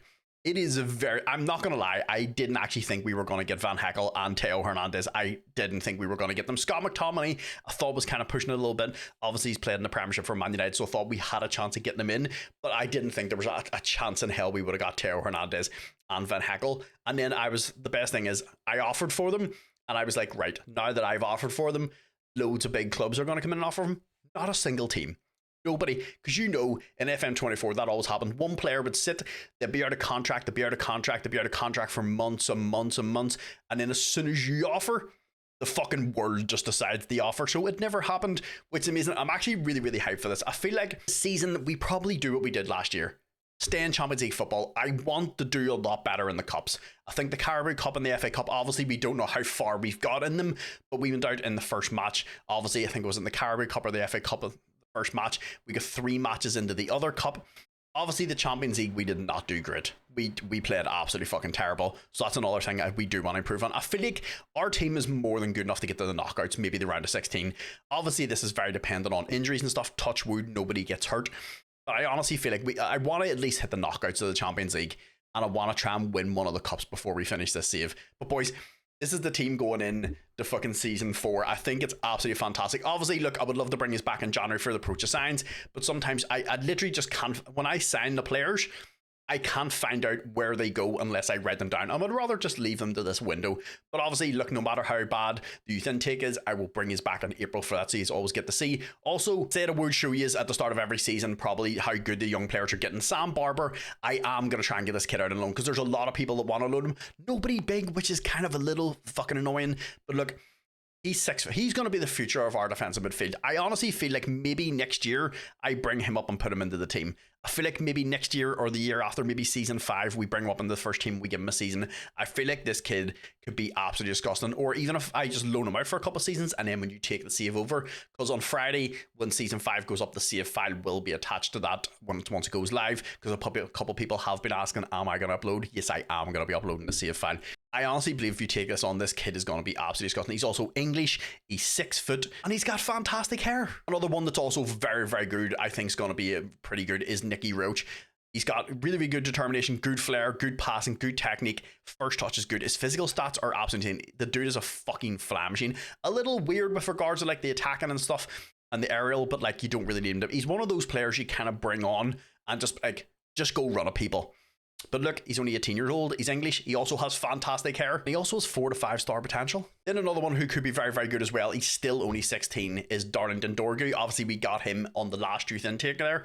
So look, composure of 15, decision makings of 15, work rate of 15, physical stats are really good. He's 6'2". If you look over here, look, very, very good player. Obviously going to be a really, really good attacking midfielder. Look, not the fastest player in the world, but like, I mean, 13 and 12 is pretty quick. His first touch and stuff you'd probably have to work on, but he's got good passing, good vision. His work rate is fantastic. He has some really good mental stats, honestly, for a 16-year-old. And like, if you go in and look at the other 18s, look, you have like probably 4 really good players, 3 decent players, and then obviously a bunch of like squad player type players. But look, I'm going to try and fill this up over the next like couple seasons as much as I can. I'm going to try and bring you in as many good like young players as I can, because I feel like our first team is pretty solid, but also I want to give you a team for the future too. So obviously I'm going to start like integrating a lot of like young players up into the first team, and then bringing players in from other clubs, and just try and bring as many good young players in. I have a short list of some players that I kind of want to bring in. Whether or not we can afford to bring them in is also the thing. But look, boys, This is going to be the team going into season 4. I think we're going to absolutely kill it. I want to stay in the Champions League, do well in the Cups, and make it to the knockouts of the Champions League. But boys, that's enough messing about. Let's go play season 4. So boys, we've made it to our youth intake. I'm not going to lie, it's not great. I'm going to show you anyway. But in January, we did have a few transfers go through. A few people that just obviously want, 2 of them want to go and get more football so they can get up into the national setup. So I didn't really want to stop them. I'm not gonna lie, we did have the opportunity to sign Victor Osimhen. I actually went through, give him the contract because he was on approach to sign. Look, he wanted £425,000 a week. I accepted it. We did a couple of weeks for the work permit thing, and then when it went through, I was just like, 400. I couldn't do it. I couldn't do it. I want to keep Wolves in a good financial state, and like, don't get me wrong, Victor Osimhen's amazing. But like, we do have Esposito with our, so like, I'm pretty happy with regards to like our strikers. I couldn't do it, boys. It was just way too fucking much money a week, and I didn't want to do it. He also wanted a 25.5 million signing on fee. So all in all, that transfer probably would have cost us what? I don't even know what the numbers is on that over like a 3-year period, but you're probably talking the guts of like 80 to 90, maybe 100 million for that. So I just didn't think it was worthwhile as a deal. I did try and sign a wee right back. It was on free from PSV, but he ended up going to Arsenal. I'll show you him in a wee second. I was actually kind of disappointed that he went and didn't come to us. But the players who went out the door for us was David Muller-Wolfe. Like I said, obviously with us having Theo Hernandez, he wanted to go and get a wee bit more first team football so we can get into the Norway setup. Look, I don't want to stop anybody's career, so I'm pretty happy with that. Look, paid 10.2 million for him a couple seasons ago, and then ended up getting rid of him for 23 million. So all in all, I'm pretty happy with that. Good deal. He gets to go and get some first team football, and we get some moolah. Next one out the door was Jonas Wind. Like I said, another one that wants to go and get first team football so we can get into the national setup. Look, he ended up going to Roma. Look, we paid absolutely nothing for him. Got him on a free, made a profit of 15.2 million. I think it worked. I don't think it shows all the installments. I think because this works up to like 18.5 million in the round. Anyway, even if we get 15 million or 18 million, look, it's massive profit because we got him for free a couple of seasons ago. And look, I understand. He wants to go and get first team football. Then the next one out the door was Totai. Look, honestly, a 31-year-old I was actually pretty happy to get rid of because we have a decent amount of centre backs.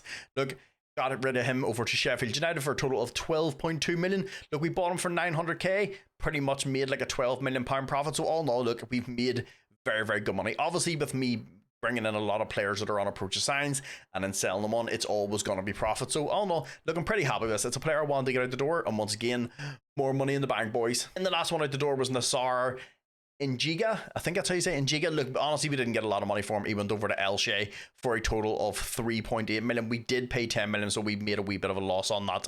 But look, he helped us for a couple of seasons, fill out the squad, and look, just he's not good enough to play for us. So we got a wee bit of cash. So basically, the guy I tried to sign on a free, it was Feyenoord, it wasn't PSV. I actually went to the PSV. They've got Diego Dalot and all. It was a weird situation.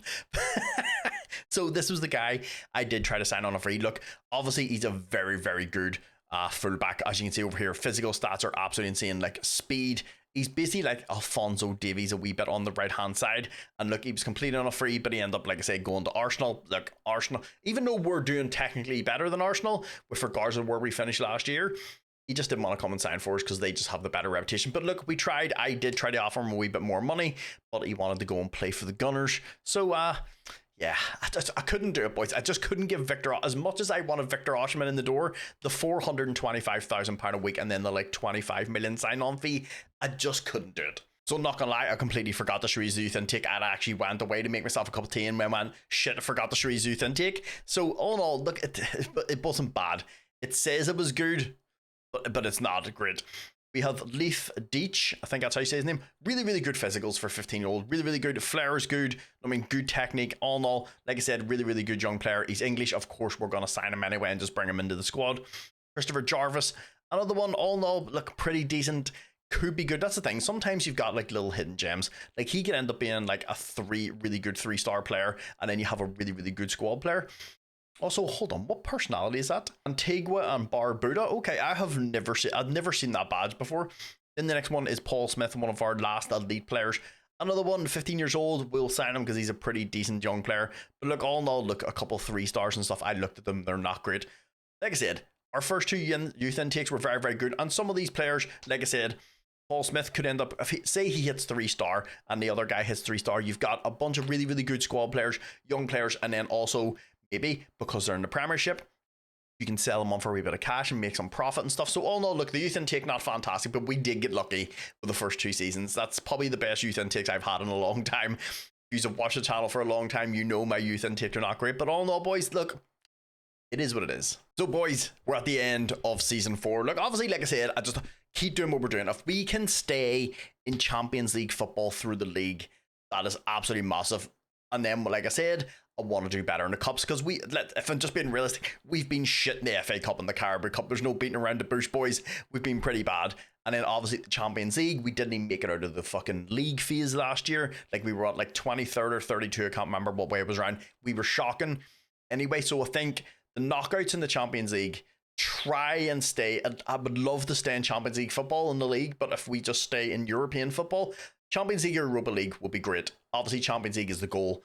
Better in the cups, and trying to do a little better in the Champions League. But boys, let's jump over and see how we did in the Premiership. So we didn't start off too well in the Premiership. We ended up getting beaten 3-2 by Bournemouth. We did bounce back against Nottingham. A fantastic 2-1 win over Man United. We then also beat Spurs 2-1. Had a very hard fought match against Newcastle, but we ended up beating them 3-2. Unfortunately, Man United got their revenge, beating us 2-0. We then also lost to Liverpool and Man City and Chelsea. And honestly, boys, joking aside, if we wouldn't have lost those games right at the end of the season, we would have had a very, very good chance of winning the Premiership. Arsenal won it. Spurs came second. We finished third, which, like I said, Champions League football. If we can stay in Champions League football, boys, this is amazing. And I know this is the thing.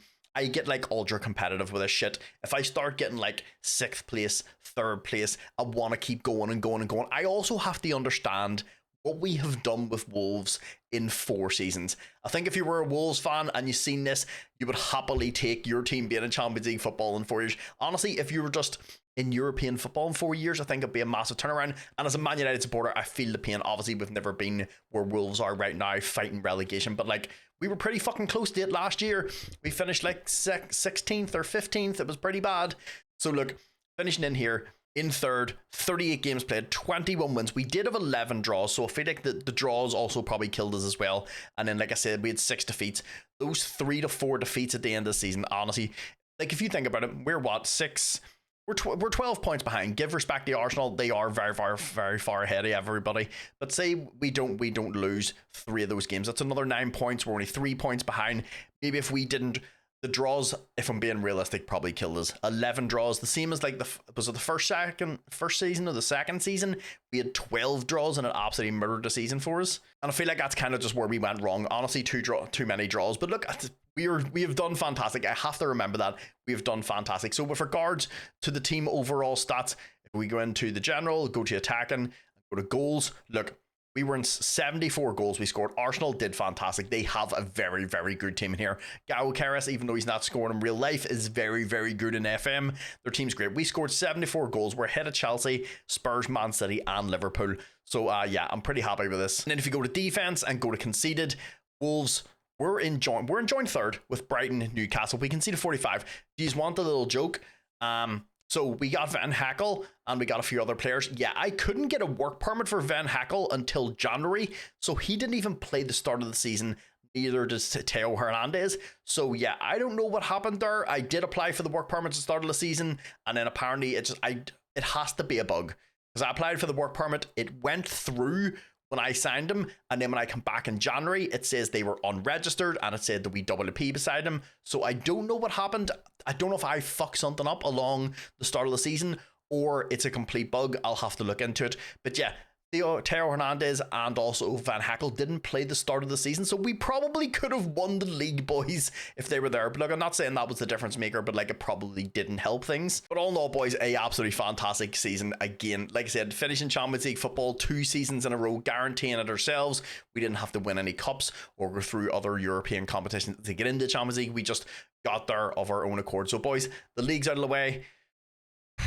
Let's go and see how we did in the cups. So we started things off in the Carabao Cup against Derby. We beat them 2-1. And then the next round, we get knocked out by Man United on penalties. And I don't know what it is about the cups. We can just knock it. Look, if I'm being super realistic, if I could take away doing well in the Carabao Cup and the FA Cup and do well in the Premiership and the Champions League, I would take it every single day. But like, I want to win one of these cups before we finish this save. And we've only got one season left. So unfortunately, I think this is like the 4th round of the Carabao Cup. We ended up getting knocked out by Man United. So then jumping over into the FA Cup, I think this is like the 3rd round. We ended up beating Harrogate 4-0. And then in the 4th round again, Man United knocked us out. I swear I'm not doing this on purpose. I know I'm a Man United supporter. I swear I am not planning this. They have knocked us out of both cups in the 4th round. I actually went to the competition Spain. I can't show you it yet until I show you the Champions League thing. I'll show you it at the end of the season here. They knocked us out in the 4th round on both cups. I swear to God, we were going to do better in one of these cups by the time we finish this. But in the Champions League, we did start off very, very strong. We beat Atletico Madrid 4-1, and then when got beat by Stuttgart 2-0. But then we did bounce back against Dynamo, beating them 2-0, and then got absolutely obliterated by Inter Milan. And then somehow managed to draw 2 each with Molde. Then got another draw against Marseille. We then got beat 2-1 by Liverpool. But in our final league phase match, we ended up actually beating Sporting 2-1, which is a very, very good result. They have a great team. Which means if you look at the league phase this year, we ended up finishing down in 20. Look, I'm pretty happy with this. We qualified is exactly where I wanted to be. Look, we're only 1 position behind Man City, which is absolutely wild. Brentford are also in here, which is absolutely crazy. But look, not fantastic. I would have liked to be a little further up and maybe won some of those games, like the draws, like against Molde and stuff. We should be winning those games. But look, all in all, we qualified, which means we go to the knockouts of the Champions League, which is where I thought we would have got to. And in the knockouts, we faced off against Bayern Munich. Look, it doesn't matter. Any team we face off against the Champions League is going to be a hard match. We drew them 1 each at our ground, which meant going into the second leg, both teams had everything to play for. We actually started off the scoring through Madueke. Bayern Munich hit back just before halftime. Just after halftime, they added another one. 5 minutes later, we got back into the match through Lopez. In the 94th minute, they hit back again. Of course, it had to be Harry Kane. But they weren't done there. 10 minutes later, they added another one. And unfortunately, boys, that was us out of the Champions League. Look, all in all, I can't even be mad at the boys. They get to the knockouts against Bayern Munich, and we go out 5-3 in aggregate. It is unfortunate, kind of sucks, but look, if we look at their team compared to our team, we've done very, very well. So then jumping over into the player performances, young keeper James Beadle, who's, like I said, been an absolutely fantastic purchase for us. Played 44 games, only had 10 clean sheets, conceded 56, but I think it was 62 goals. So technically we're down by 8 goals that we conceded last season. Big Van Heckel, like I said, only played 20 games. Like I said, I don't know if I've messed something up, but I seen the work permits go through and I appealed it and accepted. So like, I don't know what happened. I don't know if it's a bug or maybe I messed something up. But he played 20 games, 2 goals. Then, of course, the big man, Gudu, who's now, was he 6'5"? I swore he was 6'4". He may have been 6'5". Played 46 games, 1 goal, 2 assists. Look how fucking good he is now. It's insane. So he's going to get another half a star better than this. Look, honestly, he's a world-class centre-back at Wolves. Then Quaresma, look, even though we signed him, has been very, very good. A solid signing for us. Just doesn't really get involved in the goals that much. 45 games played, 1 goal, only 5 assists. Because then if you look at Big Teo Hernandez, once again, he only played 28 games. He had 1 goal and 6 assists. Then Big Scott McTominay played 52 games. It just shows you, like, his natural fitness and stamina is absolutely insane. 52 games played, 6 goals, 7 assists. So like I said, 11 goal involvements from defensive midfield. And the big man and beside him, who's actually way shorter than him, played 44 games, Joe Gomez, no goals, 2 assists. And Awake actually had a pretty decent season, don't worry, he's just asking, he wants a new contract.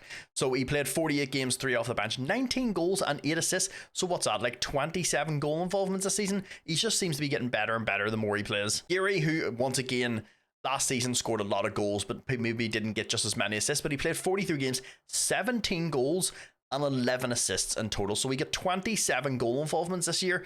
Look, he was probably one of our best signings. And then, of course, the big man Esposito, who we did want to start doing a little better. Look, he still has another full star to go to reach his max potential. He's only 23, played 52 games, 25 goals and 3 assists. So all in all, like 28 goal involvements in 52 games.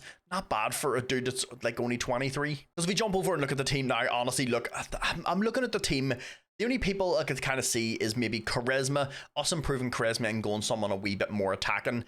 But then we lose that defensive structure where we've been very, very good. And like I said, Van Heckel and Gaidu, who are both amazing Teo, obviously, we're going to have to replace at some point because he's going to age out. McTominay's natural fitness and stamina is so good, he's going to be around for so long. Joe Gomez is very good. Medaweke is a good player. Ferran Lopez, Aguirre, and Esposito. The only person I'm trying to think of is maybe Ferran Lopez, once again, but he still had a very, very good season, and he's a very, very good player, but he's just not going to get any better. But look, if you're looking a very technical player, first touch is solid, passing is solid, technique, mental stats are good, physical stats are good. He's 6'1". Yeah, he's a little one-footed, but look, honestly, if you could get him in the first couple of seasons away from Wolves, I highly recommend him. He's a very, very good player. And the great thing is he's always consistent, which just makes things even better. So like I said, this is the team. I honestly don't see anywhere where we can massively improve. Unless we get a ridiculous amount of money, I can't see us being able to improve much. But if we look here, the board has given us a total of 55 million. I don't know if we can move any of this around or not. Now we're kind of at our max for our budget. So we're probably going to be in and around that sort of, I can't get out of these menus. We probably can move this around, and we'll probably be at like the sort of like 45 to 50 million mark, because obviously we're going to need some money for wages and stuff. And then like I said, we wouldn't have had a decent transfer budget. If I would have brought Victor Osimhen in, it would have absolutely neutered our transfer budget and our wage budget on top of that. Like we would have been paying we're paying what, £600,000 a week. We would have been paying like well over $1 million, which is absolutely insane. Victor Osimhen's wages would have been nearly the same as our entire team. And like I said, as fun as it would have been to bring him in and have Victor Osimhen at Wolves, financially, I just didn't think it was a good idea. But all in all, boys, look, we did very, very well. I'll show you, like I said, the competition page. This is the only place where you can see where you get knocked out. And that's how I know we get knocked out by Man United in both in the fourth round. So like I said, dude, we ended up finishing third in the league, knocked out of both of the cups. This is two things I want to do better. And then obviously we get knocked out. But playing against Bayern Munich in the knockouts, I would have liked a wee bit of an easier team and then maybe made it to the round of 16. But that is my goal next year. Obviously, try and push up. Stay in Champions League football is the goal with stay in European football. So stay in the top 7 teams if we can. High goal. Stay in the Champions League. Obviously, I would love to win the league, but like I just don't know if our squad's good enough to do it. I will try, and if I can improve the squad anywhere in the summer, I will try. The cups we need to do better. We've been atrocious in all the cups, so that is somewhere I feel like we do need to improve. But look, done very, very well with Wolves. We've been up and around there in the last couple of seasons. We've stayed in the top 3, stayed in the Champions League. Haven't really done well in the FA Cup and the Carabao Cup. We're just not going to talk about those. But the Champions League last year, we made it to the knockouts. Ideally, I would like to get a little further. I want to try and get at least to the round of 16 this year, but obviously, but if you don't know, the team's changed a little bit this year. So one of the first people out the door, not through choice, was big Scott McTominay. This was one I was planning on keeping in the save for as long as I could, but fucking Real Madrid came in and offered for him, of course. And of course he's gonna say yes. They offered originally. I said no, he got upset, he's spaghetti, so then we ended up having to sell him. Look, we didn't make a ton of profit. I was hoping he was valued at a wee bit more, but I think it's just because of his age. He's going to be 33 this year. Look, we paid 26 million. We made a total of 35 on him. So look, we made a wee bit of profit, like 9 million. It is what it is. Profit is profit, but he's a player I did actually want to keep around the squad. 6'4", very, very physical. I talked about that last year, about how that's probably one of the things we were kind of missing in the middle of the park. But look, I'm not going to say no and let big Scott not go to Real Madrid. Look, it's one of those opportunities that's kind of hard to turn down. In the next one out the door was Valentin Atagana. Look, this is one, obviously, we got on a free, a very, very good player. Another one I did not want to get rid of. But Arsenal came knocking. He wanted to go, so we did make a wee bit of cash off this. Look, we got him on a free last year and then sold him on the Arsenal for 45 million, so that's 45 million pound profit. But he's one I wanted to keep. Out of the two, if I'm being realistic, and look, I'm a Man United supporter, I love Scott McTominay, but if I had to pick, I would have kept him. I would have kept Valentin because he's only 23. He is very, very good, so this was a little disappointing to lose. And then the next one out the door was Nonai Mudieke. This is one I ended up selling him myself. Nobody came in and offered for him. I went and asked his agent because he wanted a new contract. I was like, sweet. He's done very, very well. He's 27. Had a good couple of seasons. He's English. It helps us with registration. Yeah. He wanted £375,000 a week. His last contract was about, I think, what was it, like 150. So he wanted over double what he was originally getting paid. And the best part is that he went to Man City and he's on 215,000. So I don't understand how he wanted so much money from us. Look, but we made a decent amount of money out of it, which is very, very good. We bought him for 50 million, sold him on for a total of 78 million, so we made 28 million pound in profit. Look, one of those ones, didn't really want to sell, but I'm not going to get my pants pulled down for a contract. I'd rather just get him out the door. It's the same as Osimhen. Osherman's away to Brighton now, because I think they're the only team that actually want to pay his wages. Oh, but don't worry, the fun doesn't stop there. Guri ended up leaving us as well. This is one that kind of annoyed me a little bit. Look, if we're going to lose players, that's fine, but at least make a wee bit of profit. We did not get a good deal out of this. Atletico Madrid come in and offered a couple of times. I just kept saying no and no and no. We'd already lost McTominay, but already lost Murieke, and I was like, look, we can't afford to lose 3 of our first team players. But like, he wanted to go. We ended up only getting 33 million for him, which is a massive downgrade. Granted, look, we probably made the 55 million back by the time we played through the Champions League, but that's not the point. I always try and make a wee bit of profit on the players that I sell, but look, he's going to be 30 years old. I don't know why, but my brain just couldn't think of that for a second. He's going to be 30 years old this year, so we're probably better just kind of getting rid of him now. Then the last person out the door was Jackson. That guy, I'm not even going to try and pronounce his name, boys. I'm not going to do it. Look, this is one, he was kind of just surplus the requirements a little bit. Look, one of those players, kind of like a way like Diego Dalot is at Man United. He can play on both sides. He can play a lot of positions. No, I mean, it does come in pretty handy. But look, he wanted guaranteed first team football. I'm not going to give him that. But we got 10.7 million. We get rid of him for exactly what we paid for him. Obviously, I didn't bring him in. He was already at the club. But look, it is what we made like 200 and something million in this transfer window, so yeah, we had a little bit of cash to play with. So like I said, I was going to end up spending a wee bit of money on just trying to bring a lot of young players into the club. Look, I spent a wee bit of cash. I say a wee bit of cash, I spent a lot of cash, but when you take this save on, because the save file will be available when this video goes live, it'll be in the pinned comments for you.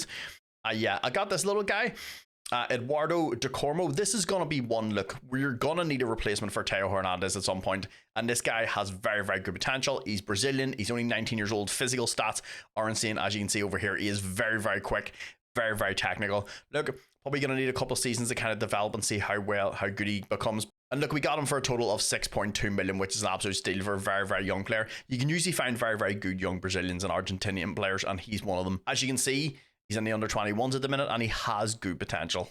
Then the next one I brought in is Andrea Preto. Surprisingly got him from PSG. A couple of things obviously stood out. I had a very, very good scout report on this guy. Had 4 to 5 star potential even when he was at PSG, and he was in their under 21s. Their under 21s is kind of stacked out, so that's why I kind of believed it. But the thing is, finishing is 16, technique is 16, 20 determination, 20 flair. His leadership is good, his off the ball is good, decision making is good, mental stats are also very, very good. He is going to have some serious potential. 20, it's very rare you find players that have got good stats that have got 20 potential. We paid a total of 15 million for him, which obviously this is going to be a wee bit of a future investment. He's not ready for the first team right now, as you can see sitting in the under 21s, but you give this dude a couple of seasons, especially with that 20 flair and 20 determination, he's going to be dangerous. In the next one, I was happy to go and get. There was a lot of teams going for him, and we ended up getting him. I think I talked about him previously. I think it was either last season or the season before. Brahino, he came through one of the next-gen top 50 young players a couple of seasons. It was either last season or the season before. I can't remember. Look, I record these in separate days, and I've got the memory of a goldfish. But look, very strong on one foot, reasonable with the other foot. Look, you just need to look over here and look how good this kid is. Attacking, technical, speed is good, physicals are good, mentals are good. He's only 19 years old. He's a Brazilian. And look, honestly, I don't think we paid that much money for him. I think 19 million for a player his caliber is 100% worth it. He's already ready to jump into the first team right now. Obviously, he's going to be our replacement for Nonai Murieke. And look, I know he's a bit young and a bit inexperienced, but like, he has the stats to back it up. On top of that, he also has 19 natural fitness, so he's going to be able to play for a long time. Then I went out and spent a wee bit of money on Keane Osprey. This is probably one that's a little bit expensive, but there is reasons behind it. Once again, he has 20 determination, he has 19 flair, 17 finishing, crossing's good, dribbling's good, first touch is good, technique is good, mental stats are very, very good. He's also got good teamwork and work rate. Physicals are absolutely insane. He's got 15 acceleration, 16 pace, 17 stamina, 16 agility, 15 balance. He's only 19 years old and he's Scottish, so there's another one.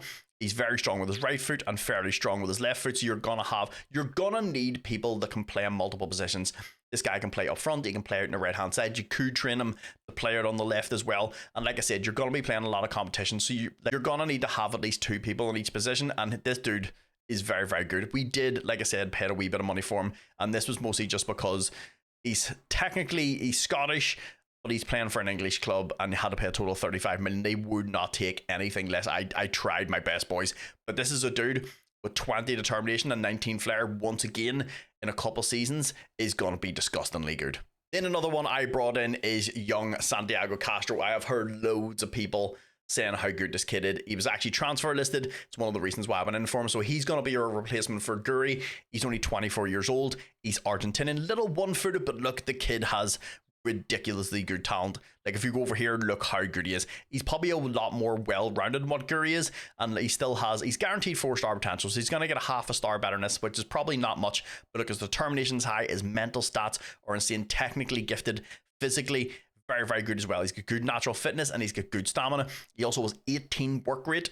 You know my love for players that are very technical but also have really, really good work rate. We did have to pay a shit ton of cash for him, and it was a total of 57 million, which honestly, for the player that you're getting, I don't think. Look, we get rid of Nonai Mudiake for over like 78 million, and I think this kid's way better, and we paid 20 million less. So technically, look, we got a better deal, and I think we massively upgraded. But boys, the transfers didn't stop there, and we still have a lot of money left. I went and got this little guy, although Brazilian centre back. Obviously, this is going to be a replacement for our other centre back, Van Heckel, because he's going to be 30 this year. So obviously, we're not getting, as soon as he hits 30, we're not getting rid of him. Just this is going to be someone that you're going to be able to replace him with. Zoldo is 6'3". He's only 19 years old, and as you can see, has a ton of potential up here. Look, aerial's very, very good. Technical's good. Mental, defending. Physicals are a little low, but look, you got to remember, he's only 19 years old, and his physicals just look worse because of his balance. If his balance 13, like, you're looking at his physicals being disgustingly good. He's already got 16 strength, aggression, anticipation, and bravery are 16, 15, and 15. High determination, high leadership skills, so future captain. Really, really good position in a 14. Work rate is fantastic. Heading, marking, tackling, and technique are all very, very good. And honestly, we paid a total of 14.7 million, which I think is a very, very good deal for a very, very good young centre back. Then the final person I brought in is young Klaus Borges. I don't know why. Klaus is just such a fantastic first name. It really is. But this is another one, 20 determination. So he's going to reach his peak. This is one, I'm not too sure if he's going to get the like 4-star or anything like that. But like it says over here, he's playing 2.5-star and he has 3.5-star potential. This is one, he cost us 15.7 million, I think it was in total. Yeah, 15 million dead. So look, this is going to be one to come in. He's gooby his right foot, reasonable with his left foot. He can play all down the right hand side. So this is probably more likely going to be a wee bit of a future sort of right back at one point. Very, very quick. Mentals are good. Technicals are good. And like I said, I think either, look, he's going to be a really, really good backup to someone you bring in that's absolutely ridiculous, or you just play him and that high determination will help him out quite a lot. He's also got fantastic teamwork, fantastic work rate. His technique is good. Physicals are absolutely insane. Little low on the strength size, but you also got to remember, he just turned 18. So with all the people out and all the people in, obviously we brought in a lot of players, but like I said, I was going to do that. And like I said, we still have a lot of money left. How much have we still got? 102 million still left over. So obviously when you take the save on, you're going to have a lot of money, but also there is going to be a lot of young players come through the youth intake and then people appear in January. So I may spend a wee bit of that cash. If that does happen, I'll bring you back in January and show you the players that I'm buying. But I think we've built an absolutely fantastic team over here. This is ideally kind of what I would probably put out as our first team.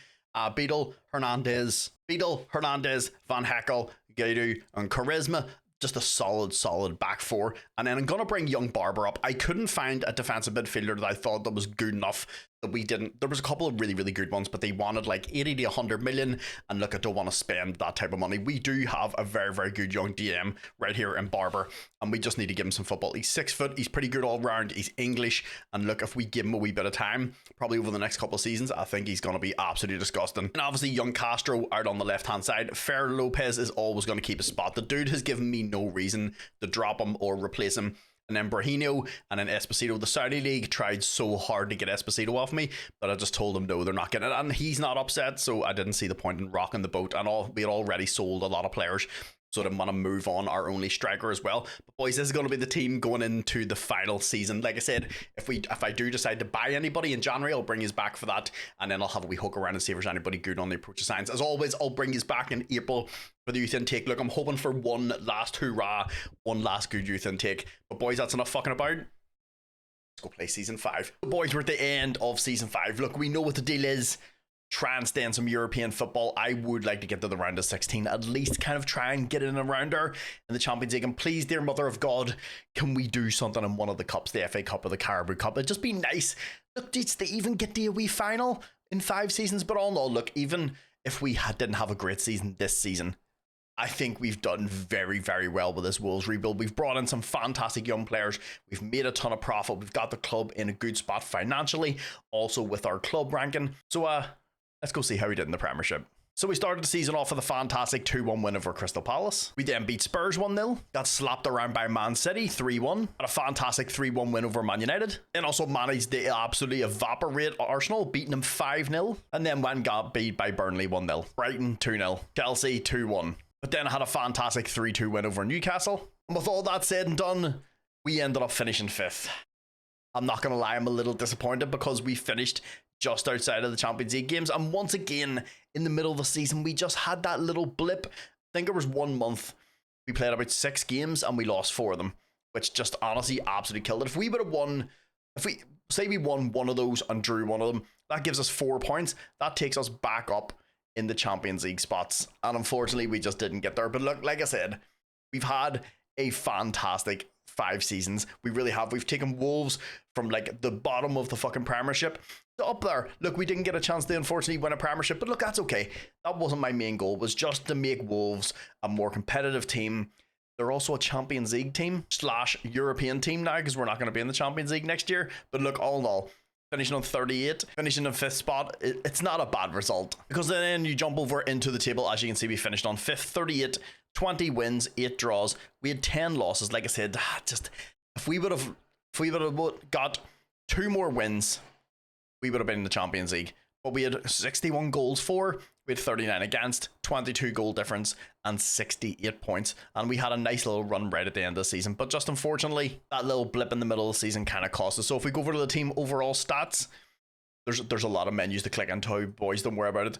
Goals wise, we kind of fell off a wee bit this season. We only scored 61 goals, which is kind of unfortunate because last year, look, I knew this was going to happen. If we're all being realistic, we knew this was going to happen. We got rid of a lot of like really big players in the team. Obviously, a few of them was not our fault.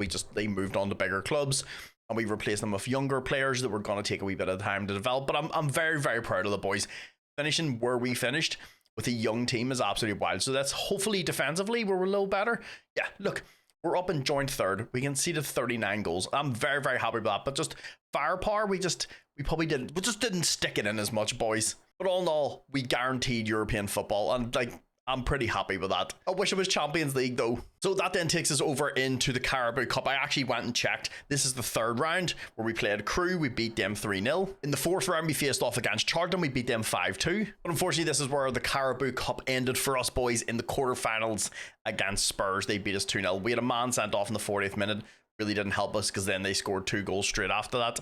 I would have liked to get a little bit further. I wanted to get the one final on one of these cups, but we do still have the FA Cup. Let's jump over and see how we did in that. So we start things off in the 3rd round against Chelsea. We beat them 2-1. In the 4th round, we faced off against Huddersfield. It took us the whole way to penalties to put them out. But unfortunately, in the 5th round against Newcastle, they unfortunately beat us on penalties, which kind of sucks a little bit. We were terrible. We missed 3 out of our 4 penalties. The only person to score was our fucking centre back.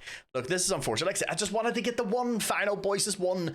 But look, we did a lot better. We got to the quarterfinal. We nearly got the another quarterfinal. So look, we got a little bit better.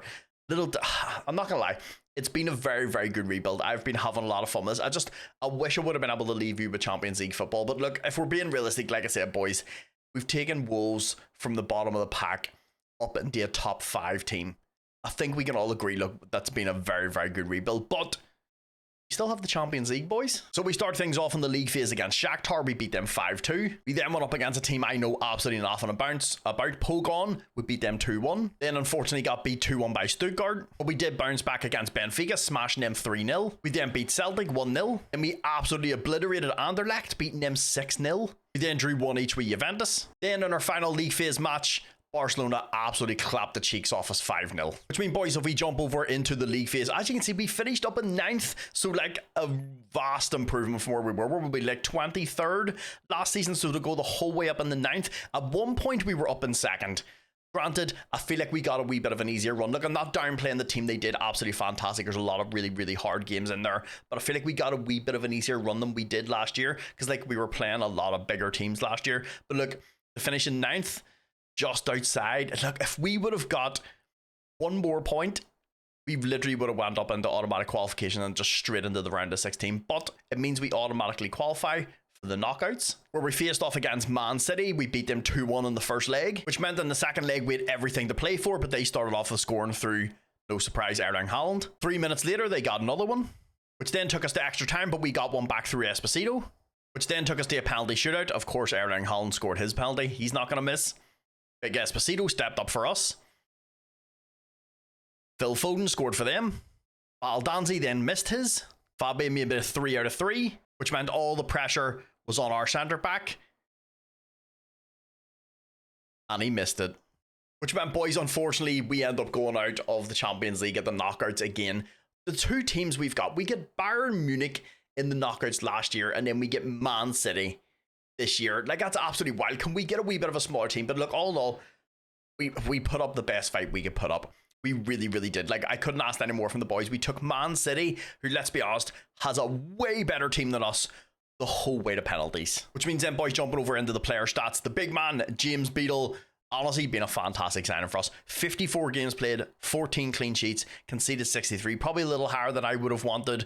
But look, I do know the team had a few injuries this season. Which, of course, isn't an excuse, but like, we don't have a massive squad the way like Man City and Liverpool do. We've done very, very well. But Big Van Heck, 42 games played, 1 goal, 1 assist. Gaidu, the big fellow beside him, honestly, he's absolutely massive. He's getting 19 jump on reach at 6'5". He had 40 games played, 4 goals, 1 assist. If this was FM22, he would score an absolute... Look how good he is. If this was FM22 or even FM24, with how good he is in the air at 6'5" with 19 jump on reach, this man would get you easily 10 to 15 goals a season. Then big Tejo Hernandez on the other side, 46 games played, 5 goals, 10 assists. Quaresma on the other side got a wee bit better this season. Look, 45 games played, 2 goals, 9 assists. But look, my fullbacks, I'm not asking them to bomb up the pitch. They're not like complete wing backs. I'm asking them to kind of be a wee bit more structurally sound. So I want them to go up, but also be able to track back. So look, didn't really get, I would have liked like 20 assists, but like, no, I mean, it is what it is. They had a decent season. Then João Gomez, 42 games played, 2 goals, 1 assist. Young Barber in the middle of the park, I did lock him in for the season just to make sure he played. 43 games, I'm guessing he got a wee bit of an injury or something. No goals, but 3 assists, but look, it's nice to get him some football. Honestly, I believe this kid could be absolutely fantastic. He just needs a little bit of time. Who wants him? Man City, that just shows you, because usually you can tell by the quality of the team that chases your players. If it's a shit team, then you know they're honestly not that great, but if like big teams are after them, you know you've done well. So keep a hold of him. Then our young inside forward, Bernino, played 31 games, 13 goals, 4 assists. He did get a very, very bad injury. As you can see, a badly fractured lower leg. Whenever I seen this happen, he was out for 3 to 4 months. So unfortunately, he's missed like half of the season at least. This is unfortunate because this is a kid I believe could have had a very, very good season. For all he played, 31 games, he had 13 goals already. And Big Castro on the other side, probably one of our most expensive signings. But look, I think really, really worth it. Just a future all. He's still only 25, which is wild. 39 games played. He's one I know got a couple of injuries as well. 13 goals, 8 assists. Then Fer Lopez, who I didn't lock in because it said the assistant manager was going to play him in behind the striker, but he didn't start every game. He had 22 starts, 25 off the bench, only 8 goals and 8 assists. So I feel like the assistant manager not starting him kind of messed up a wee bit of his rhythm, because he's had every season he's done very, very well. And in the season that he doesn't get started, he falls off a little bit. And then out of the 2 strikers, Osprey and Esposito, the assistant manager seemed to have played Keane Osprey, which look, I'm good with. He's a very, very good striker. 46 games played, 4 off the bench, 13 goals and 10 assists. Look, a lot of these players are very, very young. Like if you look at this guy, he is still another star of potential to go, and he's got 20 determination, 19 flair. Well, that 20 determination, you know he's going to get there. I feel like this kid's going to be disgustingly good. Because if you do go and look at Esposito, as you can see, he only started 20 games, 24 off the bench, 8 goals, 1 assist. I feel like he is very, very good, but I just don't feel like he's just as good in this FM, or maybe he's just not as good in my version of the game, because he could be disgusting in another game. But look, all in all, if we have Esposito as and Osprey as our 2 strikers, I'm pretty happy with that. Then of course we do still have young Ensai Fete. He started 13 games, 24 off the bench, 3 goals, 5 assists, but look, we got him dirt cheap and he's happy to be a squad player. Baldanzi, who I seen actually got a lot of games, obviously this is to do with the injury to our young right inside forward. He played 41 games, 12 off the bench, 13 goals and 8 assists. Then young Aldo, the wee centre back that I brought in, he started 11 games, which I'm very, very happy with. I just wanted him to get a wee bit of football. He had 15 off the bench, 1 goal, 1 assist. Look, even after like a half-ass season, we didn't really play that much. He's already starting to progress. Honestly, this kid will be very, very good. And obviously, we're going to need a replacement for Van Hack, and he's a perfect one to slot right in there. Then young Borges, who I did try to get out on loan, but nobody was interested, so I just kept him in the squad. Like I said, he's another one that's got that 20 determination. I honestly believe he'll hit probably like 3.5 star. I think it'll be good to get him for 3.5 star. So more than likely going to be a very, very good squad player, which you do need with playing on a lot of competitions. You're playing in the Premiership, you're playing in 2 cups, you're playing in European football, so you're going to need squad rotation. Only started 3 games, which I don't mind, but I would have liked to see him come on a wee bit more because he only had 3 substitute appearances, but he got 1 assist. So the only person I've went and confirmed the signing of for you is it was really, really cheap. 14.5 million. You still have 85 million left over in the transfer budget whenever you take the save on. Is this young guy? I feel like this young guy is like the proper Esposito of this save. 6'7", so honestly probably more like a Lorenzo Luca, but he has fucking 20 jump and reach, 16 dribbling, 16 finishing, 16 technique, flair 16, determinations 14, decisions is 15, 13 composure, 13 anticipation, vision of 13, work rate of 14, physical stats, he's a little bit slow, but honestly he's an absolute jumping machine. Like, what even is it? What was his heading? 13. You could probably work on this and get this up to like 15 or 16, and then he would have 6'7", 20 jump and reach with like 16 heading. Honestly, if you want yourself a big target forward, and like I said, for 14.5 million, this dude is gonna be disgusting. He's literally the young Esposito of FM24, and we know how good Esposito was then. This dude will get you a lot of goals. Just get the ball into the box. Who's going to beat him in the air with 6'7", and 20 jump and reach? But boys, honestly, I think we've built a very, very good team. When you take this on, you're going to have a lot of really, really good players. Like I said, the save file and everything will be in the pinned comments down below whenever this video goes live. So if you want to go pick it up, I'm always interested. Let me know, are you sticking with this formation? Are you changing the formation? Also, what players are you keeping? What players are you selling? Because I'm always interested. Let me know in the comments down below if you do take a save on. I'm always interested to see what way people play the saves. But look, you've got a very, very good young team. Like I said, Castro, Bernino and Osprey are very, very young. Lopez is still pretty young. Barber is very, very good. Gato is probably one of the best young centre backs in the game. And then even if you go into the squad and go into the under 18s, you've got a bunch of really, really good players in here as well. You got a 5-star, couple 4.5 stars, a bunch of 3 stars. Then in the under 21s, you've got 2 5-star players in Prito and Carmo. So you do have a very, very good team. So when you take this save on, like I said, the goal for me to give to you, obviously win the Premiership and do better in the Champions League and try and win the 2 cups. I feel like we did very, very well in the save. I'm pretty happy. Like I said, my goal was just to take Wolves from like the bottom of the Premiership, about to be relegated, and bring them up into a good team in the Premiership. We've been in the top, 6 teams every season. We've done very, very well. Haven't done fantastic in the cup. I have to hold my hands up that we haven't done great in the cups, but staying in the Champions League for the last couple of seasons, I'm very, very happy with. We did also win the Europa Conference League and stuff, so like we've done pretty well with this. I'm very, very happy. So boys, if you take a save on, like I said, let me know how you get on with it. But that is going to do it for today's video. Thank you very much for watching. Remember, like, comment, subscribe, only if you fucking want to, at YouTube. Have yourselves a fantastic day.